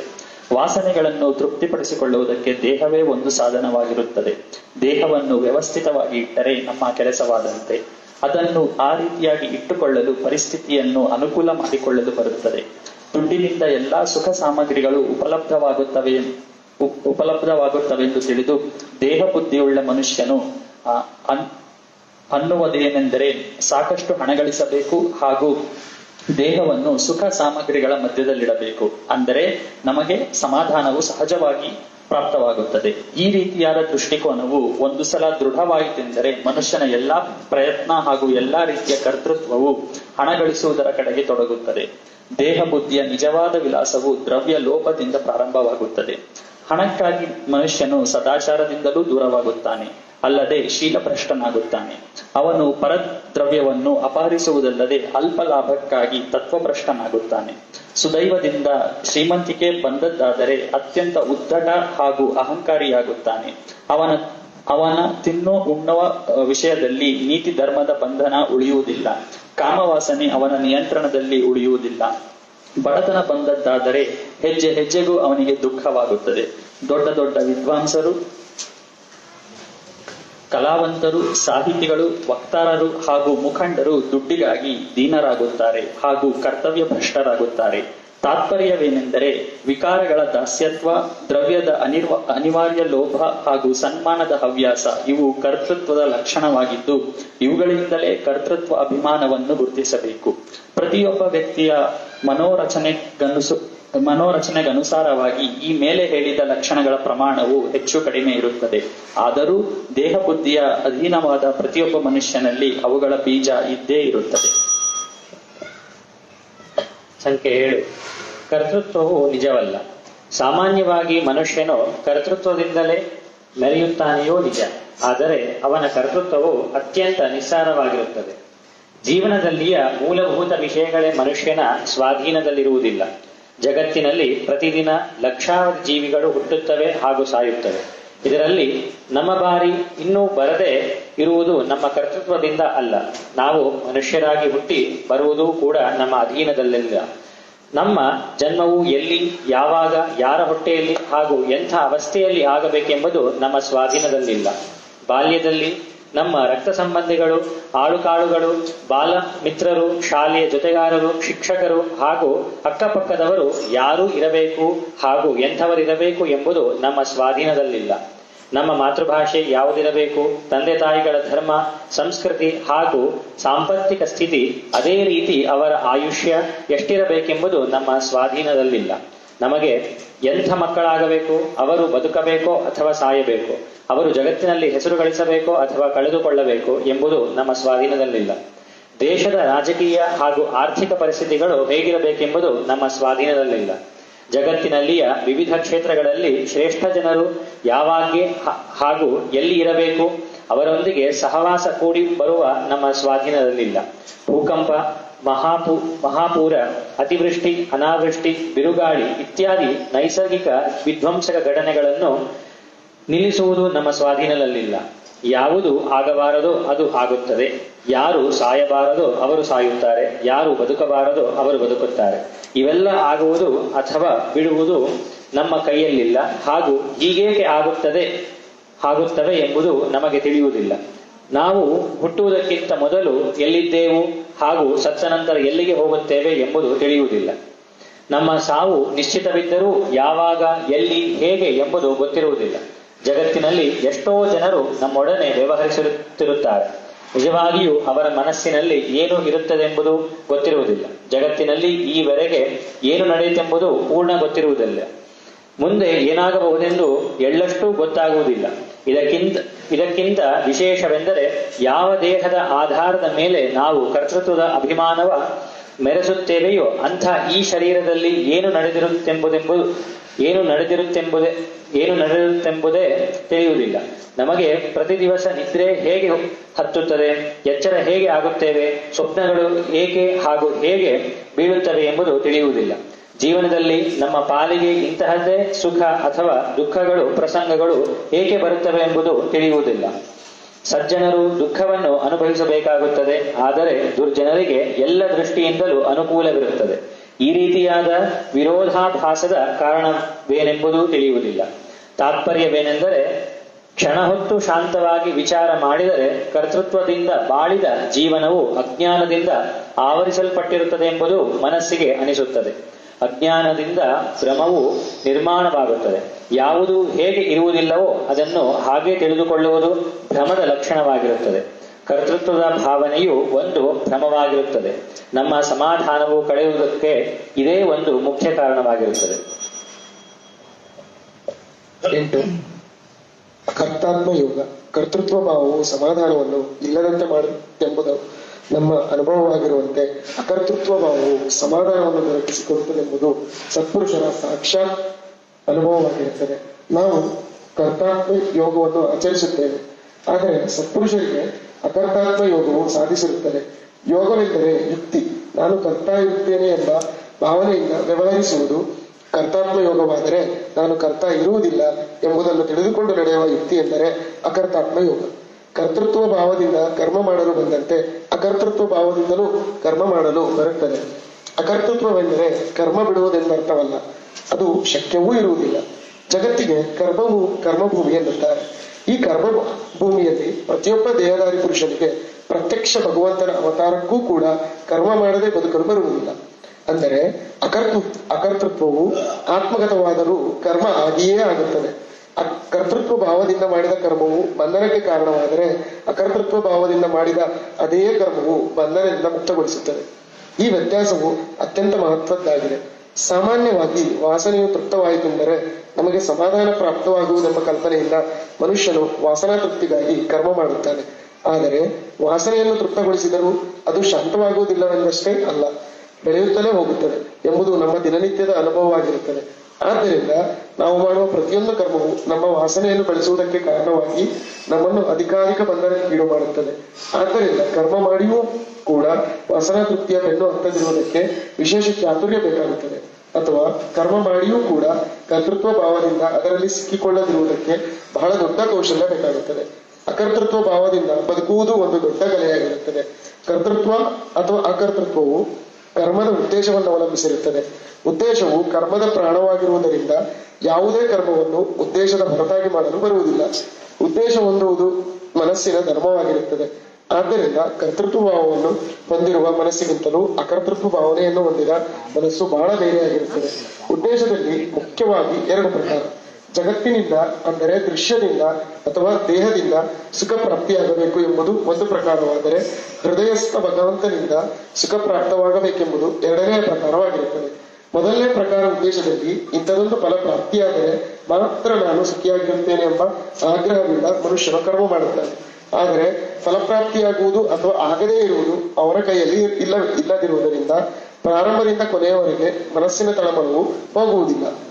ಇದು ಕರ್ತೃತ್ವ ಭಾವನೆಯಿಂದ ಮಾಡಿದ ಕರ್ಮ. 2ನೆಯ ಪ್ರಕಾರದ ಉದ್ದೇಶದಲ್ಲಿ ಮನುಷ್ಯನ ಮನಸ್ಸು ಅಂತರ್ಯಾಮಿಯಲ್ಲಿ ಅಂದರೆ ಸ್ವತಃದ ಆನಂದದಲ್ಲಿ ತೃಪ್ತವಾಗಿರುತ್ತದೆ. ಅಂದರೆ ಕರ್ಮ ಮಾಡಿಯೂ ಕೂಡ ಅದಕ್ಕೆ ಏನೂ ಪ್ರಾಪ್ತ ಮಾಡಿಕೊಳ್ಳುವುದಿರುವುದಿಲ್ಲ, ಹಾಗೂ ಕರ್ಮ ಮಾಡದೆ ಏನೂ ಕಳೆದುಕೊಳ್ಳುವುದೂ ಇರುವುದಿಲ್ಲ. ಜೀವನದಲ್ಲಿ ನಿಜವಾಗಿ ಪ್ರಾಪ್ತಿಯಾಗಬೇಕಾದ ಸಮಾಧಾನ ಅವನಿಗೆ ಮೊದಲೇ ಪ್ರಾಪ್ತಿಯಾಗಿರುತ್ತದೆ. ಸ್ವಾನಂದದ ಪ್ರಕಾಶದಲ್ಲಿ ಮಾಡಿದ ಕರ್ಮವು ಸುಂದರ, ಸುರಮ್ಯ, ಸುಗಂಧ ಹಾಗೂ ಅತ್ಯಂತ ಕೋಮಲವಾದ ಕಮಲದಂತಿರುತ್ತದೆ. ಆ ಕರ್ಮವನ್ನು ಸಚ್ಚಿದಾನಂದ ಸ್ವರೂಪನಾದ ಭಗವಂತನಿಗೆ ಅರ್ಪಿಸಿ ಅವನ ಪೂಜೆ ಮಾಡುವುದರಿಂದ ಅದು ಅವನಿಗೆ ಬಹಳ ಹಿಡಿಸುತ್ತದೆ. ನಿಷ್ಕಾಮ ಕರ್ಮದಿಂದ ತುಂಬಿಕೊಂಡ ಜೀವನಕ್ಕೆ ಅಕರ್ತಾತ್ಮ ಯೋಗವೆಂದು ಅನ್ನುತ್ತಾರೆ. 9. ಅಕರ್ತೃತ್ವವನ್ನು ಹೇಗೆ ಗುರುತಿಸುವುದು? ಅಂತರ್ಯಾಮಿಯಾಗಿರುವ ಸ್ವಾನಂದದಲ್ಲಿ ಮನಸ್ಸು ಲೀನವಾಯಿತೆಂದರೆ ಅಕರ್ತೃತ್ವದ ಅನುಭವ ಬರುತ್ತದೆ. ನಿಜವಾದ ಕರ್ತೃತ್ವವು ಆತ್ಮನ ಕಡೆಗೆ ಹೋಗಿ ನಾವು ಕರ್ಮ ಮಾಡಿಯೂ ಮಾಡದಂತೆ ಆಗುತ್ತದೆ. ಸ್ವಾನಂದದ ಅಸ್ತಿತ್ವದ ಹಾಗೂ ಸಾನ್ನಿಧ್ಯದ ಮನವರಿಕೆಯು ಅಕರ್ತೃತ್ವದ ಮೂಲವಾಗಿರುತ್ತದೆ. ಇಂದು ನಮ್ಮ ಮನಸ್ಸು ದೇಹದೊಂದಿಗೆ ತಾದಾತ್ಮ್ಯವಾದದ್ದರಿಂದ ನಮಗೆ ಕರ್ತೃತ್ವ ಭಾವನೆಯು ಅನುಭವವಿರುತ್ತದೆ. ಕರ್ತೃತ್ವದ ಲಕ್ಷಣಗಳನ್ನು ನಾವು ಸಹಜವಾಗಿ ತಿಳಿದುಕೊಳ್ಳಲು ಬರುತ್ತದೆ. ನಮಗೆ ಅಕರ್ತೃತ್ವದ ಅನುಭವವು ಇಲ್ಲವಾದ್ದರಿಂದ ಅದನ್ನು ಗ್ರಹಣ ಮಾಡುವುದು ಕಠಿಣವಾಗಿರುತ್ತದೆ. ಆದ್ದರಿಂದ ಕರ್ತೃತ್ವದ ಲಕ್ಷಣಗಳ ಮೇಲಿಂದ ಅಕರ್ತೃತ್ವದ ಲಕ್ಷಣಗಳನ್ನು ಅಭ್ಯಾಸ ಮಾಡುವುದು ಸುಲಭವಾಗಿರುತ್ತದೆ. ಕರ್ತೃತ್ವದಲ್ಲಿ ದೇಹ ಬುದ್ಧಿಯ ತಳಹದಿ ಇರುವುದರಿಂದ ದೇಹದ ಮೇಲೆ ಹಾಗೂ ದೃಶ್ಯದ ಮೇಲೆ ಭರವಸೆ ಇರುತ್ತದೆ. ಆದರೆ ಅಕರ್ತೃತ್ವದಲ್ಲಿ ಆತ್ಮಬುದ್ಧಿಯ ತಳಹದಿ ಇರುವುದರಿಂದ ಕೇವಲ ಸ್ವಾನಂದದ ಮೇಲೆ ಭರವಸೆ ಇರುತ್ತದೆ. ಕರ್ತೃತ್ವದಲ್ಲಿ ನಾನು ಸತ್ಯ ಅನಿಸುವುದರಿಂದ ದ್ವೈತ ಭಾವದಿಂದ ನಿರಂತರ ದೃಶ್ಯದ ಚಿಂತನೆ ಆಗುತ್ತಿರುತ್ತದೆ. ಆದರೆ ಅಕರ್ತೃತ್ವ ಭಾವದಲ್ಲಿ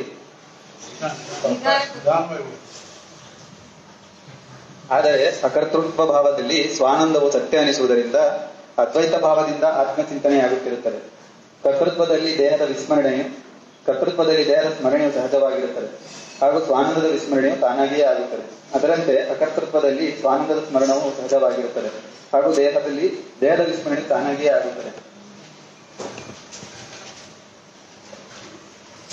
ಕರ್ತೃತ್ವದಲ್ಲಿ ಮನಸ್ಸಿನ ಮುಖವು ಇಂದ್ರಿಯಗಳ ಕಡೆಗೆ ಇರುವುದರಿಂದ ಅದು ವ್ಯಗ್ರವಾಗುತ್ತದೆ ಹಾಗೂ ಅನೇಕ ಸಂಕಲ್ಪ ವಿಕಲ್ಪಗಳನ್ನು ಮಾಡುತ್ತಿರುತ್ತದೆ. ಆದರೆ ಅಕರ್ತೃತ್ವದಲ್ಲಿ ಮನಸ್ಸಿನ ಮುಖವು ಹೃದಯದಲ್ಲಿಯ ಸ್ವಾನಂದದ ಕಡೆಗೆ ಇರುವುದರಿಂದ ಅದು ಏಕಾಗ್ರವಾಗುತ್ತದೆ ಹಾಗೂ ಕಲ್ಪನೆಗಳು ನಿಂತಿರುವುದರಿಂದ ನಿರ್ವಿಕಲ್ಪವಾಗುತ್ತದೆ. ಕರ್ತೃತ್ವದಲ್ಲಿ ಅಜ್ಞಾನದಿಂದ ಭ್ರಮವು ನಿರ್ಮಾಣವಾಗುತ್ತದೆ, ಭ್ರಮದಿಂದ ಬಂಧನವಾಗುತ್ತದೆ.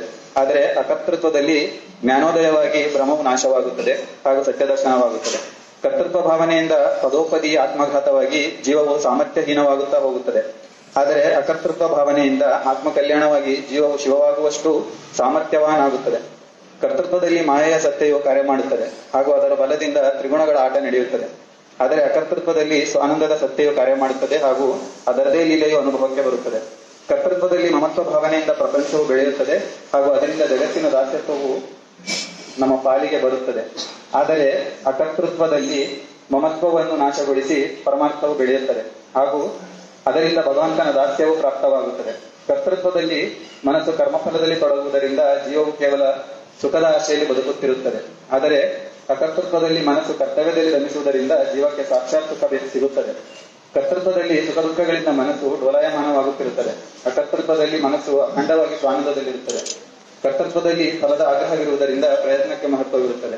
ಆದರೆ ಅಕರ್ತೃತ್ವದಲ್ಲಿ ಪ್ರಾರಬ್ಧದ ಚಮತ್ಕಾರವು ನೋಡಲು ಸಿಗುತ್ತದೆ. ಕರ್ತೃತ್ವದಲ್ಲಿ ತನ್ನ ಮೇಲೆ ಜವಾಬ್ದಾರಿ ತೆಗೆದುಕೊಂಡಿದ್ದರಿಂದ ಭಯ ಹಾಗೂ ಚಿಂತೆ ತಪ್ಪುವುದಿಲ್ಲ. ಆದರೆ ಅಕರ್ತೃತ್ವದಲ್ಲಿ ಭಗವಂತನ ಮೇಲೆ ಜವಾಬ್ದಾರಿ ಹಾಕಿರುವುದರಿಂದ ನಿರ್ಭಯತೆ ಬರುತ್ತದೆ. ಕರ್ತೃತ್ವದಲ್ಲಿ ಕಾಲದ ಕೃಪೆಯ ದಾರಿ ಕಾಯಬೇಕಾಗುತ್ತದೆ. ಆದರೆ ಅಕರ್ತೃತ್ವದಲ್ಲಿ ಭಗವಂತನ ಕೃಪೆಯು ಯಾವಾಗಲೂ ಅನುಕೂಲವಿರುತ್ತದೆ. ಕರ್ತೃತ್ವದಲ್ಲಿ ಸಂಶಯವು ವಿಶೇಷವಾಗಿದ್ದರೆ ಅಕರ್ತೃತ್ವದಲ್ಲಿ ಶ್ರದ್ಧೆಯು ತೀವ್ರವಾಗಿ ಬೆಳೆಯುತ್ತದೆ. ಕರ್ತೃತ್ವದಲ್ಲಿ ವಿಕಾರಗಳ ದಾಸ್ಯತ್ವವಿರುತ್ತದೆ ಹಾಗೂ ತನ್ನ ಮೇಲೆ ನಿಯಂತ್ರಣವಿರುವುದಿಲ್ಲ. ಆದರೆ ಅಕರ್ತೃತ್ವದಲ್ಲಿ ವಿಕಾರಗಳ ಸ್ವಾಮಿತ್ವವು ಪ್ರಾಪ್ತವಾದದ್ದರಿಂದ ಮನುಷ್ಯನು ತನ್ನ ಮೇಲೆ ತಾನು ಸ್ವಾಮಿಯಾಗುತ್ತಾನೆ. ಕರ್ತೃತ್ವವೆಂದರೆ ಸ್ವಾರ್ಥ, ಸಂಕುಚಿತ ವೃತ್ತಿ, ಸಕಾಮತೆ, ದೋಷದೃಷ್ಟಿ ಹಾಗೂ ನಿಂದೆ. ಅಕರ್ತೃತ್ವವೆಂದರೆ ನಿಸ್ವಾರ್ಥತೆ, ಔದಾರ್ಯತೆ, ನಿಷ್ಕಾಮತೆ, ಗುಣದೃಷ್ಟಿ ಹಾಗೂ ಸದ್ಬುದ್ಧಿಯಾಗಿರುತ್ತದೆ. ಸ್ವಲ್ಪದರಲ್ಲಿ ಹೇಳುವುದಾದರೆ ಕರ್ತೃತ್ವದಲ್ಲಿ ನಿಷ್ಠೆಯ ದಾರಿದ್ರ್ಯವಿರುವುದರಿಂದ ಯಾವಾಗಲೂ ಅಸಮಾಧಾನವಿರುತ್ತದೆ. ಆದರೆ ಅಕರ್ತೃತ್ವದಲ್ಲಿ ಶ್ರದ್ಧೆಯ ಶ್ರೀಮಂತಿಕೆ ಇರುವುದರಿಂದ ಅಖಂಡ ಸಮಾಧಾನವು ಅನುಭವಿಸಲು ಬರುತ್ತದೆ. ಅಧ್ಯಾಯ 2. ಸಹಜ ಸಮಾಧಿ ವ್ಯವಹಾರ. 1. ಸಹಜ ಸಮಾಧಿ ಅಭ್ಯಾಸ. ಯಥಾ ಪಿಂಡೆ ತಥಾ ಬ್ರಹ್ಮಾಂಡೆ. ಇದು ಅತ್ಯಂತ ಸತ್ಯವಾದದ್ದಿರುತ್ತದೆ. ಪಿಂಡವೆಂದರೆ ಮನುಷ್ಯ ಹಾಗೂ ಬ್ರಹ್ಮಾಂಡವೆಂದರೆ ವಿಶ್ವ. ಮನುಷ್ಯ ಹಾಗೂ ವಿಶ್ವ ಇವುಗಳ ರಚನೆ ಅತ್ಯಂತ ಸಮಾನವಿರುತ್ತದೆ. ಎರಡರಲ್ಲಿಯೂ ದೊಡ್ಡ ರಚನಾ ಚಾತುರ್ಯ, ಸುಂದರ ವ್ಯವಸ್ಥೆ ಹಾಗೂ ನಿಶ್ಚಿತ ಉದ್ದೇಶ ಕಂಡುಬರುತ್ತದೆ. ಮನುಷ್ಯನ ಕಾರಣವು ಅವನ ಮನಸ್ಸಿನಲ್ಲಿ ಇರುತ್ತದೆ. ವಿಶ್ವದ ಕಾರಣವು ಯಾವುದರಲ್ಲಿ ಇರುತ್ತದೆಯೋ ಅಂತ ಒಂದು ವಿಶ್ವವ್ಯಾಪಿ ಮನಸ್ಸು ಇರುತ್ತದೆ. ಈ ವಿಶಾಲ ಮನಸ್ಸು ಸ್ವತಃ ಪೂರ್ಣಜ್ಞಾನಿ, ಅಖಂಡ ಆನಂದಮಯ ಹಾಗೂ ಕಲ್ಯಾಣಮಯವಿರುತ್ತದೆ. ಅದರ ಮಾರ್ಗದರ್ಶನದಲ್ಲಿಯೇ, ಅದರ ಶಕ್ತಿಯಿಂದಲೇ ಜಗತ್ತಿನ ಎಲ್ಲಾ ವ್ಯವಹಾರಗಳು ನಡೆಯುತ್ತವೆ. ಈ ದೊಡ್ಡ ಮನಸ್ಸು ಯಾರದಿರುತ್ತದೆಯೋ ಅದಕ್ಕೆ ಈಶ್ವರ ಅಥವಾ ಭಗವಂತ ಅನ್ನುತ್ತಾರೆ. ಪ್ರತಿಯೊಬ್ಬ ಮನುಷ್ಯನ ಮನಸ್ಸು ಆ ದೊಡ್ಡ ಮನಸ್ಸಿನ ಒಂದು ಚಿಕ್ಕ ಅಂಶವಾಗಿರುತ್ತದೆ. ನಾನು ದೇಹವೇ ಆಗಿರುತ್ತೇನೆ ಎಂಬ ತಪ್ಪು ತಿಳುವಳಿಕೆಯಿಂದ ಈ ಅಂಶವು ದೇಹದಲ್ಲಿ ಸಿಕ್ಕಿಕೊಂಡಿದೆ ಹಾಗೂ ದೊಡ್ಡ ಮನಸ್ಸಿನ ಕಡೆಗೆ ಧಾವಿಸಿರುತ್ತಿರುತ್ತದೆ. ದೊಡ್ಡ ಮನಸ್ಸು ಅದರ ನಿಜವಾದ ಸ್ವರೂಪವಾಗುವುದರಿಂದ ತದ್ರೂಪವಾಗದ ಹೊರತು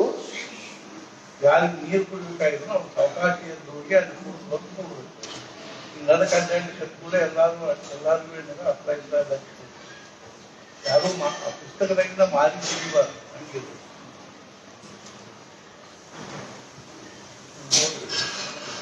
ದೊಡ್ಡ ಮನಸ್ಸು ಅದರ ನಿಜವಾದ ಸ್ವರೂಪವಾದುದರಿಂದ ತದ್ರೂಪವಾಗದ ಹೊರತು ಅದಕ್ಕೆ ಸಮಾಧಾನವಾಗುವುದಿಲ್ಲ.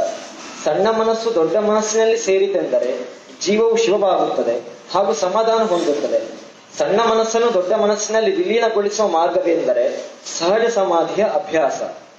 ವಾಸ್ತವಿಕವಾಗಿ ವಿಶ್ವಮನದ ಕಲ್ಯಾಣಮಯ ಹೇತುವಿಗನುಸಾರವಾಗಿ ಜಗತ್ತಿನಲ್ಲಿ ಎಲ್ಲಾ ಕಾರ್ಯಗಳು ನಡೆಯುತ್ತವೆ. ಅದರ ಶಕ್ತಿಯಿಂದಲೇ ಜಗತ್ತಿನಲ್ಲಿ ಎಲ್ಲಾ ಘಟನೆಗಳು ನಡೆಯುತ್ತವೆ. ನಮ್ಮ ಜೀವನವನ್ನು ಕೂಡ ಅದೇ ನಡೆಸುತ್ತದೆ. ನಿಜವಾದ ಕರ್ತೃತ್ವವು ಅದರ ಕಡೆಗೆ ಇರುತ್ತದೆ. ಯಾವ ಪ್ರಮಾಣದಲ್ಲಿ ನಮ್ಮ ಮನಸ್ಸು ದೊಡ್ಡ ಮನಸ್ಸಿನೊಂದಿಗೆ ಸಹಕಾರ್ಯವನ್ನು ಮಾಡುತ್ತದೆಯೋ ಆ ಪ್ರಮಾಣದಲ್ಲಿ ನಮ್ಮ ಜೀವನದಲ್ಲಿಯ ತಳಮಳ, ಚಿಂತೆ, ಭೀತಿ, ಸಂಶಯ ಹಾಗೂ ಅಸಮಾಧಾನ ಕಡಿಮೆ ಆಗುತ್ತಾ ಹೋಗುತ್ತದೆ. ಸಂಪೂರ್ಣ ಸಹಕಾರ್ಯವಾಯಿತೆಂದರೆ ಎರಡೂ ಮನಸ್ಸುಗಳು ಏಕರೂಪವಾಗುತ್ತವೆ ಹಾಗೂ ಜೀವನವು ಅತ್ಯಂತ ಸಹಜವಾಗುತ್ತದೆ. ಈ ಸಹಜ ಜೀವನವು ಅತ್ಯಂತ ಸಮಾಧಾನಪೂರ್ಣವಿರುವುದರಿಂದ ಅದಕ್ಕೆ ಸಹಜ ಸಮಾಧಿ ಅನ್ನುತ್ತಾರೆ.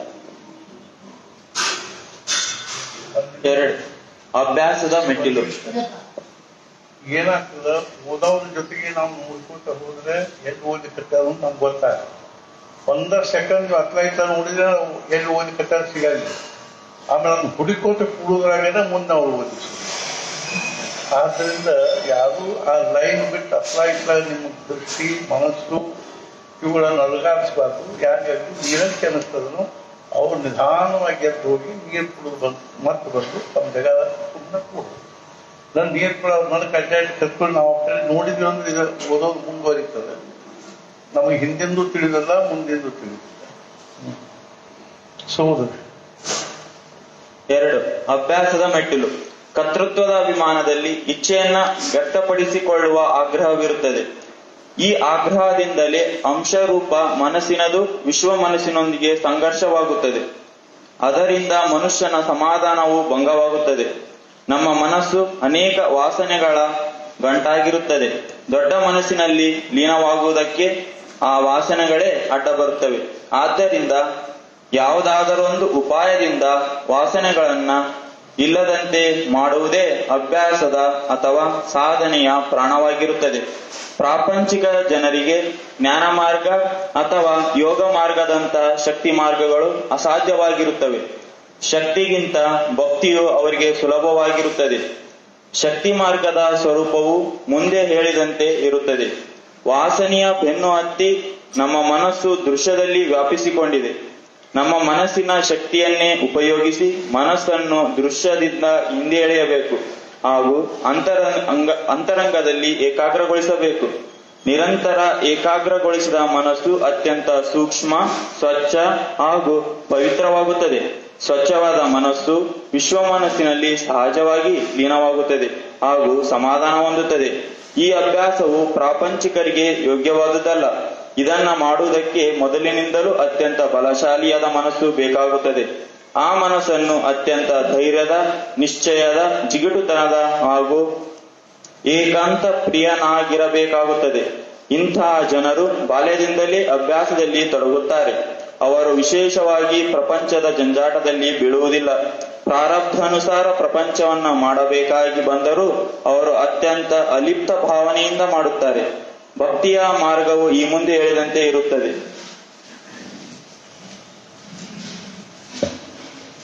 ನಮ್ಮ ಮನಸ್ಸು ದೃಶ್ಯ ವಸ್ತುವಿನ ಅಭಿಲಾಷೆಯಿಂದ ಒಂದೇ ಸಮನೆ ಹೊರಗೆ ಓಡುತ್ತದೆ. ಅದರ ಈ ಸ್ವಭಾವವು ಬಹಳ ಹಳೆಯದಿರುತ್ತದೆ. ಅದನ್ನ ಮುರಿಯುವುದು ಅಷ್ಟು ಸುಲಭವಲ್ಲ. ಆದ್ದರಿಂದ ಮನಸ್ಸನ್ನ ನಿಯಂತ್ರಿಸುವ ಪ್ರಯತ್ನದಲ್ಲಿ ಬೀಳಬಾರದು. ಆದರೆ ಅದು ಎಲ್ಲೆಲ್ಲಿ ಹೋಗುತ್ತದೆಯೋ ಅಲ್ಲಲ್ಲಿ ಅದರ ಕೊರಳಲ್ಲಿ ಭಗವಂತನನ್ನ ಕಟ್ಟಬೇಕು. ತಪ್ಪಿಯೂ ಕೂಡ ಅದನ್ನ ಒಂಟಿಯಾಗಿ ಬಿಡಬಾರದು. ಭಗವಂತನು ಸರ್ವವ್ಯಾಪಿ ಇರುತ್ತಾನೆ. ಅವನು ಮನಸ್ಸಿನ ಒಳಗೂ ಹೊರಗೂ ವ್ಯಾಪಿಸಿರುತ್ತಾನೆ. ಮನಸ್ಸು ಒಳಗೆ ಇರಲಿ ಅಥವಾ ಹೊರಗೆ ಹೋಗಲಿ ಅದಕ್ಕೆ ಭಗವಂತನಿಂದ ದೂರವಾಗಲು ಬರುವುದಿಲ್ಲ. ಆದ್ದರಿಂದ ನಮ್ಮ ಆಚಾರದಲ್ಲಿ, ಉಚ್ಚಾರದಲ್ಲಿ, ವಿಚಾರದಲ್ಲಿ, ವ್ಯವಹಾರದಲ್ಲಿ, ಸುಖದಲ್ಲಿ, ದುಃಖದಲ್ಲಿ, ಸುಖಕಾಲದಲ್ಲಿ ಹಾಗೂ ಸಂಕಟದಲ್ಲಿ ಭಗವಂತನ ಸ್ಮರಣೆ ಮಾಡಬೇಕು. ಜೀವನದ ಪ್ರತಿಯೊಂದು ಪ್ರಸಂಗದಲ್ಲಿ ಭಗವಂತನ ಕೈವಾಡವಿರುತ್ತದೆಂದು ಮನಸ್ಸಿನ ಧಾರಣವಾದರೆ ಎಲ್ಲ ಕಡೆಯಲ್ಲಿ ಅವನ ಇಚ್ಛೆಯ ಆಟವು ನೋಡಲು ಸಿಗುತ್ತದೆ. ಕರ್ತೃತ್ವದಿಂದ ತುಂಬಿಕೊಂಡ ಏಕದೇಶೀಯವಾದ ನಮ್ಮ ಮನಸ್ಸು ನಿಧಾನವಾಗಿ ವಿಶ್ವ ಮನಸ್ಸಿನೊಂದಿಗೆ ಸದಾತ್ಮತೆ ಹೊಂದಿ ಸರ್ವದೇಶಿ ಆಗುವುದರಿಂದ ಭಗವಂತನ ಮನೋಗತವೇ ನಮಗೆ ಹಿತವಾದುದು ಎಂಬ ದೃಢಭಾವನೆಯು ನಿರ್ಮಾಣವಾಗಿ ನಮ್ಮ ಎಲ್ಲ ವಾಸನೆಗಳು ಭಗವಂತನ ಚರಣಗಳಲ್ಲಿ ಲೀನವಾಗುತ್ತವೆ. ವಾಸನೆಗಳು ಭಗವತ್ ಸ್ವರೂಪ ಆದವೆಂದರೆ ಪ್ರಪಂಚದಲ್ಲಿಯ ಕರ್ಮಗಳು ಯಥಾಸಂಗ ನಡೆದೂ ಕೂಡ ಮನುಷ್ಯನ ಸಮಾಧಾನವು ಅಭಂಗವಾಗಿ ಉಳಿಯುವುದು. ಸಹಜ ಸಮಾಧಿಯ ಅಭ್ಯಾಸ ಹೊರಗಿನದಿರದೆ ಅಂತರಂಗದಿರುತ್ತದೆ. ಅದರಲ್ಲಿ ದೈಹಿಕ ಕ್ರಿಯೆಗಿಂತಲೂ ಮನಸ್ಸಿನ ವೃತ್ತಿಯನ್ನು ಸಿದ್ಧಗೊಳಿಸುವುದಿರುತ್ತದೆ. ವೃತ್ತಿಗಳನ್ನು ಉತ್ತಮಗೊಳಿಸುವುದಕ್ಕಾಗಿ ದೇಹದ ಯಾವುದೇ ಅವಸ್ಥೆಯಲ್ಲಿ ಭಗವಂತನ ಅಖಂಡ ಚಿಂತನೆ ಮಾಡುವ ಕಲೆಯನ್ನು ಸಾಧಿಸಬೇಕಾಗುತ್ತದೆ. ಈ ಕಲೆಯನ್ನು ಸಾಧಿಸುವುದಕ್ಕಾಗಿ ಸಾಮಾನ್ಯವಾಗಿ 3 ಮೆಟ್ಟಿಲು ಹತ್ತಬೇಕಾಗುತ್ತದೆ. ವಿನೋದವಾಗಿ ಹೇಳಬೇಕೆಂದರೆ ಈ ಅಭ್ಯಾಸವು ಅವನು ಎಂಬ ತೃತೀಯ ಪುರುಷದಿಂದ ಪ್ರಾರಂಭವಾಗುತ್ತದೆ, ನೀನು ಎಂಬ ದ್ವಿತೀಯ ಪುರುಷದಲ್ಲಿ ದೃಢವಾಗುತ್ತದೆ ಹಾಗೂ ಕೊನೆಗೆ ನಾನು ಎಂಬ ಪ್ರಥಮ ಪುರುಷದಲ್ಲಿ ಪೂರ್ಣವಾಗುತ್ತದೆ. ಸಾಧನೆಯ ಆರಂಭದಲ್ಲಿ ಭಗವಂತನು ಇರುತ್ತಾನೆ, ಆದರೆ ಅವನು ನಮ್ಮ ಹೊರಗೆ ಇರುತ್ತಾನೆ ಎಂದು ಅನಿಸುತ್ತದೆ. ಅವನು ಇರುತ್ತಾನೆ ಹಾಗೂ ಅವನವನು ಇರುತ್ತಾನೆ ಎಂಬುದು ಸಾಧಕನ ಭಾವವಾಗಿರುತ್ತದೆ. 2ನೇ ಮೆಟ್ಟಲು ಏರಿದಾಗ ಭಗವಂತನು ಇನ್ನೂ ಹತ್ತಿರಕ್ಕೆ ಬರುತ್ತಾನೆ, ಅವನು ಹೃದಯದಲ್ಲಿ ಇರುತ್ತಾನೆ ಎಂದು ಅನಿಸುತ್ತದೆ ಹಾಗೂ ಅವನೊಂದಿಗೆ ನಿಕಟ ಪರಿಚಯವಾಗುತ್ತದೆ. ಆದ್ದರಿಂದ ನೀನು ಇರುತ್ತಿ ಹಾಗೂ ನಾನು ನಿನ್ನವನಿರುತ್ತೇನೆ ಎಂಬುದು ಸಾಧಕನ ಭಾವವಾಗಿರುತ್ತದೆ. ಕೊನೆಯ ಮೆಟ್ಟಲು ಏರಿದನೆಂದರೆ ಚಿಂತನೆಯ ತೀವ್ರತೆಯು ಗಾಢವಾಗಿ ಬೆಳೆಯುತ್ತದೆ. ಮನಸ್ಸು ಭಗವಂತನಿಂದ ಪೂರ್ಣ ತುಂಬಿಕೊಂಡು ತಾನಾಗಿಯೇ ವಿಶ್ವ ಮನಸ್ಸಿನಲ್ಲಿ ಲಯ ಹೊಂದುತ್ತದೆ. ನಾನು ಭಗವಂತನೇ ಇರುತ್ತೇನೆ, ನಾನು ಆತ್ಮನೇ ಇರುತ್ತೇನೆ ಎಂಬ ಶುದ್ಧ ಭಾವವು ಸಾಧಕನಲ್ಲಿ ಉದಯವಾಗುತ್ತದೆ. ಹೋಗುವಾಗ ಬರುವಾಗ ಸರ್ವಕರ್ಮಗಳಲ್ಲಿ ಯಾರ ಸಮಾಧಾನವು ಸಹಜವಾಗಿ ಉಳಿಯುವುದೋ ಅವನು ಸಿದ್ಧನಾಗುತ್ತಾನೆ. ತಾತ್ಪರ್ಯವೇನೆಂದರೆ ಮೊದಲು ಮನಸ್ಸು ಭಗವಂತನ ಹತ್ತಿರ ಹೋಗುತ್ತದೆ, ನಂತರ ಅದು ಭಗವಂತನನ್ನು ಗಟ್ಟಿಯಾಗಿ ಹಿಡಿಯುತ್ತದೆ ಹಾಗೂ ಕೊನೆಗೆ ಭಗವಂತನೇ ಮನಸ್ಸನ್ನು ಗಟ್ಟಿಯಾಗಿ ಹಿಡಿಯುತ್ತಾನೆ. ಜೀವವು ಮೊದಲು ಭಗವಂತನ ದಾಸ ಆಗುತ್ತದೆ, ನಂತರ ಸಖ ಆಗುತ್ತದೆ ಹಾಗೂ ಕೊನೆಗೆ ಅದು ಭಗವಂತನೇ ಆಗುತ್ತದೆ.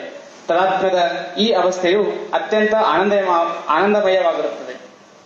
ಇನ್ನು ನಮಗೆ ಭಗವಂತನ ಸ್ಮರಣೆ ಮಾಡುವುದು ಎಷ್ಟು ಕಠಿಣವೆನಿಸುತ್ತದೆಯೋ ಅದೇ ರೀತಿ ಕೊನೆಯ ಅವಸ್ಥೆಯಲ್ಲಿ ನಮ್ಮ ನೆನಪು ಉಳಿಯುವುದು ಅಷ್ಟೇ ಕಠಿಣವಾಗುತ್ತದೆ. ಇಲ್ಲಿಯವರೆಗೆ ಭಗವಂತನ ವಿಷಯದಲ್ಲಿ ಹೇಳಿದ ಎಲ್ಲ ವಿಚಾರಗಳು ಶ್ರೀ ಸದ್ಗುರುಗಳ ವಿಷಯದಲ್ಲಿ ಅನ್ವಯಿಸುತ್ತವೆ ಎಂಬುದನ್ನು ಸಾಧಕರು ಲಕ್ಷ್ಯದಲ್ಲಿಡಬೇಕು. ಸಂಖ್ಯೆ 12. ನಾನು ಅವನವನಿರುತ್ತೇನೆ ಅಂದರೆ ನಾನು ಭಗವಂತನವನು ಇರುತ್ತೇನೆ. ಭಗವಂತನು ನನ್ನ ಸ್ವಾಮಿಯಾಗಿರುತ್ತಾನೆ, ಅಂದರೆ ನನ್ನ ದೇಹದ ಹಾಗೂ ದೇಹ ಸಂಬಂಧಿ ಎಲ್ಲಾ ಜನರ ವಸ್ತುಗಳ ಸ್ವಾಮಿತ್ವವು ಭಗವಂತನ ಕಡೆಗೆ ಇರುತ್ತದೆ. ಒಡೆಯನು ತನ್ನ ವಸ್ತುವನ್ನು ತನ್ನ ಅಪೇಕ್ಷೆಯಂತೆ ಇಟ್ಟುಕೊಳ್ಳುತ್ತಾನೆ, ತನಗೆ ಬೇಕಾದಾಗ ಉಪಯೋಗಿಸುತ್ತಾನೆ ಹಾಗೂ ಕೆಲಸವಾಯಿತೆಂದರೆ ಕೆಳಗೆ ಇಟ್ಟು ಬಿಡುತ್ತಾನೆ. ನಾವು ನಮ್ಮನ್ನು ಒಮ್ಮೆ ಭಗವಂತನ ಅಧೀನಗೊಳಿಸಿದೆವೆಂದರೆ ನಮ್ಮ ಜೀವನದಲ್ಲಿಯೂ ಎಲ್ಲ ಆಗುಹೋಗುಗಳು ಅವನ ಇಚ್ಛೆಯಿಂದಲೇ ನಡೆಯುತ್ತವೆ. ನಾವು ಕೇವಲ ನಿಮಿತ್ತವಾಗಿರುತ್ತೇವೆ. ಆದ್ದರಿಂದ ನಮ್ಮ ಜೀವನದಲ್ಲಿ ಬರುವ ಉತ್ತಮ ಹಾಗೂ ಕೆಟ್ಟ ಪ್ರಸಂಗಗಳು ಭಗವಂತನ ಇಚ್ಛೆಯಿಂದಲೇ ಬರುತ್ತದೆ ಎಂಬ ಶ್ರದ್ಧೆಯನ್ನು ಸಾಧಕನು ಹೊಂದಿರಬೇಕು. ಸಾಧಕನ ಶ್ರದ್ಧೆಯು ಹೇಗಿರಬೇಕೆಂದರೆ ಮುಂದಿನ ಉದಾಹರಣೆಯಿಂದ ಸ್ಪಷ್ಟವಾಗುತ್ತದೆ. ಬಕಲ್ದ ಬಾದ್ಶಾಹ ಇಬ್ರಾಹಿಂ ದೊಡ್ಡ ಸಾಧಕನಾಗಿದ್ದನು. ಒಮ್ಮೆ ಅವನು ಒಬ್ಬ ಗುಲಾಮನನ್ನು ಕೊಂಡುಕೊಂಡನು. ತನ್ನ ಉದಾರ ಸ್ವಭಾವಕ್ಕನುಸಾರವಾಗಿ ಅವನು ಗುಲಾಮನನ್ನು ಕೇಳಿದನು, ನಿನ್ನ ಹೆಸರೇನು? ಗುಲಾಮನು ಉತ್ತರಿಸಿದನು, ಯಾವ ಹೆಸರಿನಿಂದ ನೀವು ನನ್ನನ್ನು ಕರೆಯುತ್ತೀರೋ ಅದೇ ನನ್ನ ಹೆಸರು. ಅನಂತರ ಬಾದಶಾಹನು, ನೀನು ಏನು ತಿನ್ನುತ್ತೀ ಎಂದು ಕೇಳಿದನು. ಅದಕ್ಕೆ ಗುಲಾಮನು, ತಾವು ಕೊಟ್ಟಿದ್ದನ್ನು ತಿನ್ನುತ್ತೇನೆ ಎಂದು ಹೇಳಿದನು. ಪುನಃ ಬಾದಶಾಹನು, ನೀನು ಎಂತ ವಸ್ತ್ರ ಧರಿಸುತ್ತೀ ಅಂದನು. ಗುಲಾಮನು, ತಾವು ಯಾವುದು ಹೇಳುತ್ತೀರೋ ಅದನ್ನೇ ಧರಿಸುತ್ತೇನೆ ಅಂದನು. ಆಗ ಬಾದಶಾಹನು ಪುನಃ ಅವನನ್ನು, ನಿನ್ನ ಇಚ್ಛೆ ಏನು ಇರುತ್ತದೆ ಎಂದು ಕೇಳಿದನು. ಅದಕ್ಕೆ ಗುಲಾಮನು, ಮಹಾರಾಜ, ಗುಲಾಮನಿಗೆ ತನ್ನದೆನ್ನುವ ಇಚ್ಛೆ ಎಲ್ಲಿರುವುದು ಎಂದು ಹೇಳಿ ಶಾಂತವಾಗಿ ನಿಂತುಕೊಂಡಿದ್ದನು. ಅಷ್ಟರಲ್ಲಿ ಬಾದಶಾಹನು ಸಿಂಹಾಸನದಿಂದ ಕೆಳಗಿಳಿದು ಅತ್ಯಂತ ನಮ್ರತೆಯಿಂದ ಆ ಗುಲಾಮನನ್ನು ಕುರಿತು, ನೀನು ನನ್ನ ಗುರು ಇರುತ್ತಿ, ಭಗವಂತನ ಗುಲಾಮ ಹೇಗೆ ಆಗಬೇಕೆನ್ನುವುದನ್ನು ಇಂದು ನೀನು ನನಗೆ ಕಲಿಸಿರುವೆ ಎಂದು ಹೇಳಿದನು.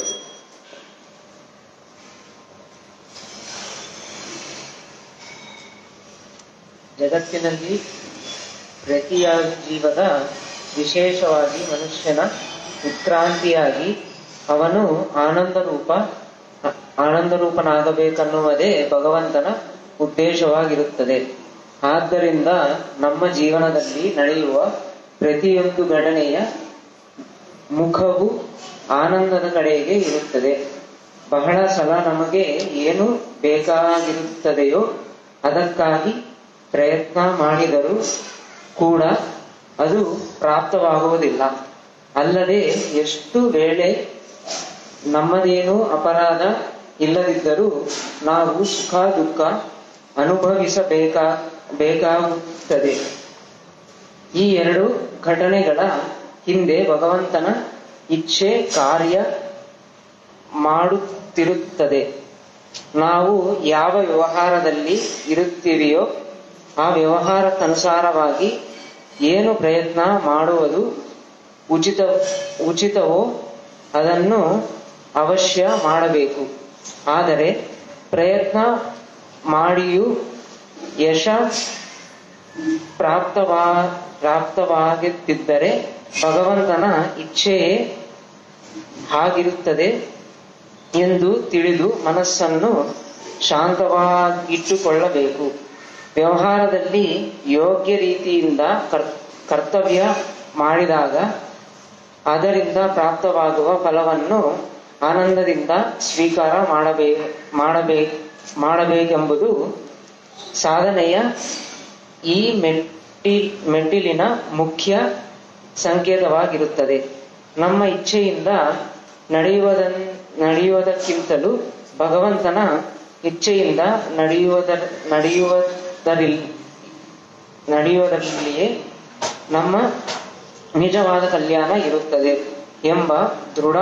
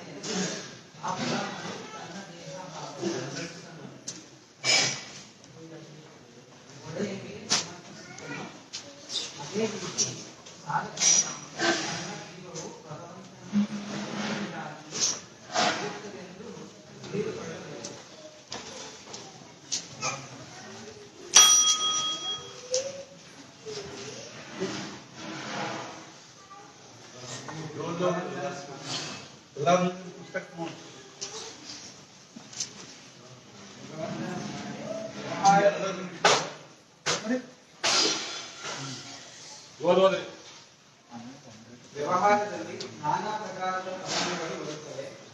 ಯಾವುದಾದರೊಂದು ಕಠಿಣ ಪ್ರಸಂಗ ಬಂದಾಗ ಮೊದಲು ಭಗವಂತನ ಸ್ಮರಣೆ ಮಾಡಿ ಅದು ಅವನ ಇಚ್ಛೆಯಿಂದಲೇ ಬಂದಿರುತ್ತದೆ ಹಾಗೂ ನಿವಾರಣೆಯಾಗುತ್ತದೆ ಎಂದು ತಿಳಿದು ಮನಸ್ಸಿನಿಂದ ಶಾಂತರಾಗಬೇಕು. ಆ ಪ್ರಸಂಗದಿಂದ ಹೊರಗೆ ಬರುವುದಕ್ಕಾಗಿ ಯೋಗ್ಯವಾದ ಉಪಾಯಗಳನ್ನು ಶೋಧಿಸಬೇಕು ಹಾಗೂ ಅವುಗಳಲ್ಲಿ ನಮಗೆ ಶಕ್ಯವಾಗುವ ಹಾಗೂ ಹೆಚ್ಚು ಅನುಕೂಲವಾದ ಉಪಾಯವನ್ನು ಆರಿಸಬೇಕು. ನಂತರ ಅದಕ್ಕೆ ಬೇಕಾಗುವ ಕಾರ್ಯವನ್ನು ಮನಃಪೂರ್ವಕ ಮಾಡಬೇಕು. ಇಷ್ಟು ಮಾಡಿದ ಮೇಲೆ ನಮ್ಮ ಪ್ರಯತ್ನಕ್ಕೆ ಯಾವ ಫಲ ಪ್ರಾಪ್ತವಾಗುವುದೋ ಅದು ಭಗವಂತನ ಇಚ್ಛೆಯಿಂದಲೇ ಪ್ರಾಪ್ತವಾಗಿರುತ್ತದೆ ಎಂದು ಸಮಾಧಾನ ಹೊಂದಬೇಕು. ಉದಾಹರಣೆ, ಠಾಕೂರ್ ನೇಕ್ ಸಿಂಗ್ ಎಂಬ ಹೆಸರಿನ ಒಬ್ಬ ಜಹಂಗೀರನ ಇದ್ದರು. ಅವನಿಗೆ ಒಬ್ಬ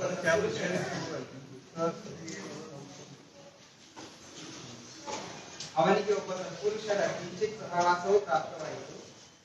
ಭಗವಂತನು ಮಾಡುವುದೆಲ್ಲ ನಿಮ್ಮ ಹಿತಕ್ಕಾಗಿಯೇ ಇರುತ್ತದೆ ಎಂಬ ನಿಶ್ಚಯವನ್ನು ಹೊಂದಿ ವ್ಯವಹಾರ ಮಾಡಬೇಕೆಂಬ ವಿಚಾರವನ್ನು ಅವನು ಆ ಸತ್ಪುರುಷರಿಂದ ಕಲಿತುಕೊಂಡನು.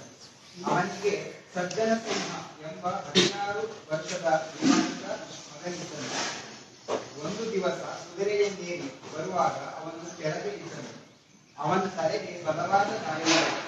ಕೂಡಲೇ ಅವನನ್ನು ಆಸ್ಪತ್ರೆಗೆ ಕರೆದುಕೊಂಡು ಹೋಗಿ ಔಷಧೋಪಚಾರ ಪ್ರಾರಂಭಿಸಿದರು. 2-3 ದಿನಗಳ ನಂತರ ಅವನಿಗೆ ಸ್ಮೃತಿ ಬಂದಿತು ಹಾಗೂ ಗುಣಮುಖನಾಗತೊಡಗಿದನು. 8-10 ದಿವಸಗಳ ನಂತರ ಒಮ್ಮೆಲೆ ಅವನಿಗೆ ಗಾಯದಲ್ಲಿ ಕೀವು ತುಂಬಿ ಮತ್ತೆ ಅವನಿಗೆ ಜ್ವರ ಬರತೊಡಗಿದರು.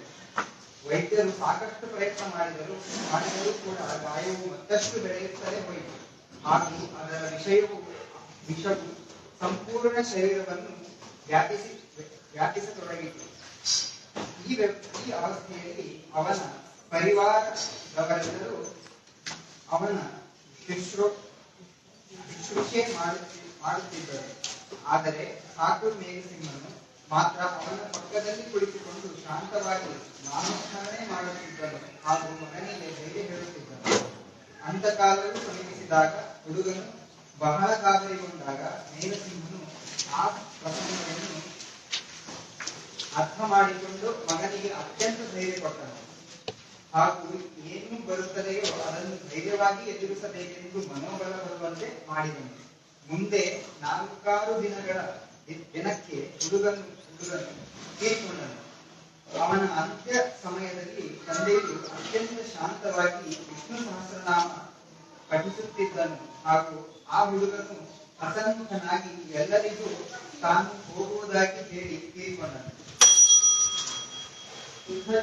ಜೀವನಕ್ಕಾಗಿ ನಮ್ಮ ವೈಯಕ್ತಿಕ ಇಚ್ಛೆ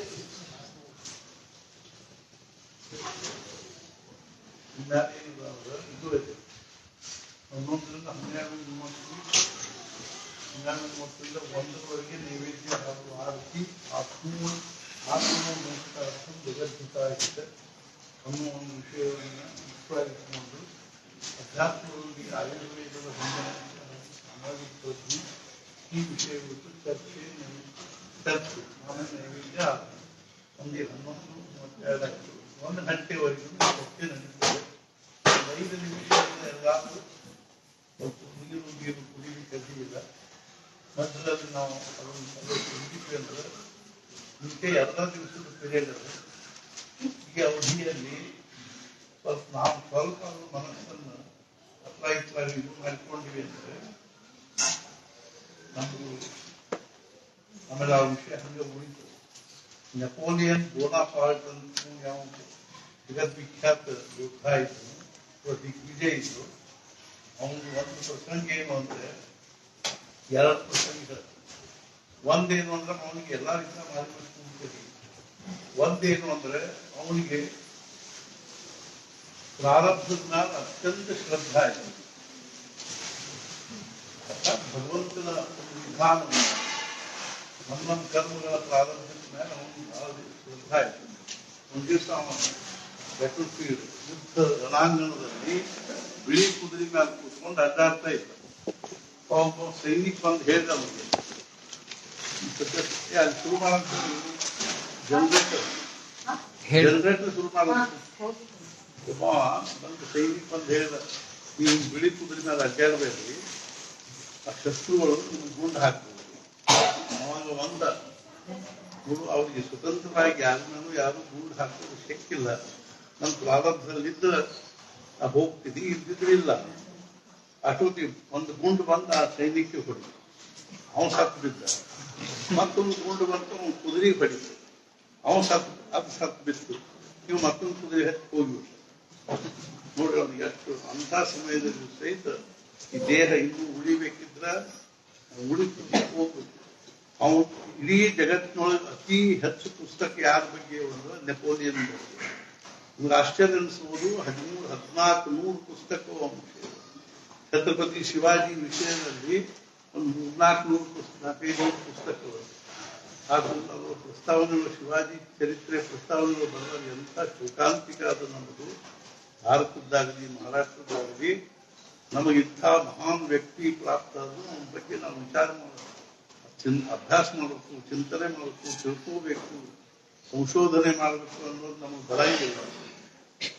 ಆಮೇಲೆ ಇನ್ನೊಂದು ಉದಾಹರಣೆ ಏನು ಅಂದ್ರೆ ಅವನು ವಿಲಕ್ಷಣ ವ್ಯಕ್ತಿ ಇದ್ದ ಅಂತ ಅವನ ವಿಷಯದಲ್ಲಿ ಅಷ್ಟೊಂದು ಜನರಿಗೆ ಅಷ್ಟೊಂದು ಪ್ರಕಾರದ ಅವನ ಬಗ್ಗೆ ಬರೀಬೇಕು ಅನ್ಸುತ್ತೆ.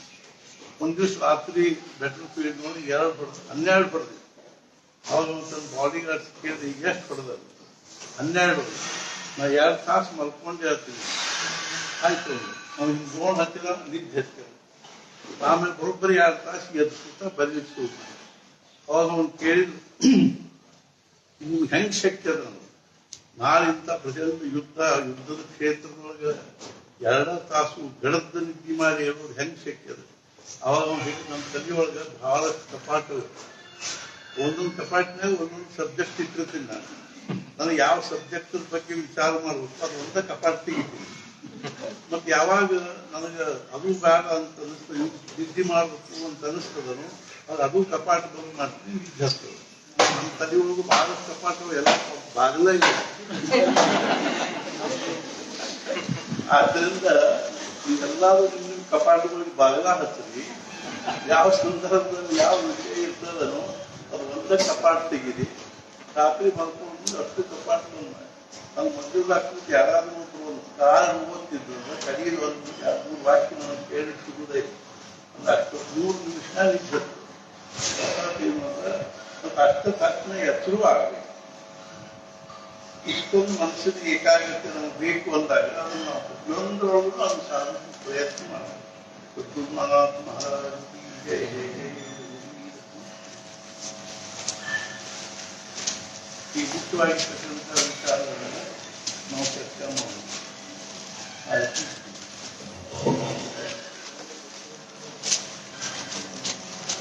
ಅವರ ಪುಸ್ತಕ ಅವರವರಿಗೆ ಯಾವುದು ವಿಚಾರನಿಗೆ ಏನಿಲ್ಲ, ವಿಚಾರ ನೀವು ತಗೊಂಡು ಹೋಗುದು.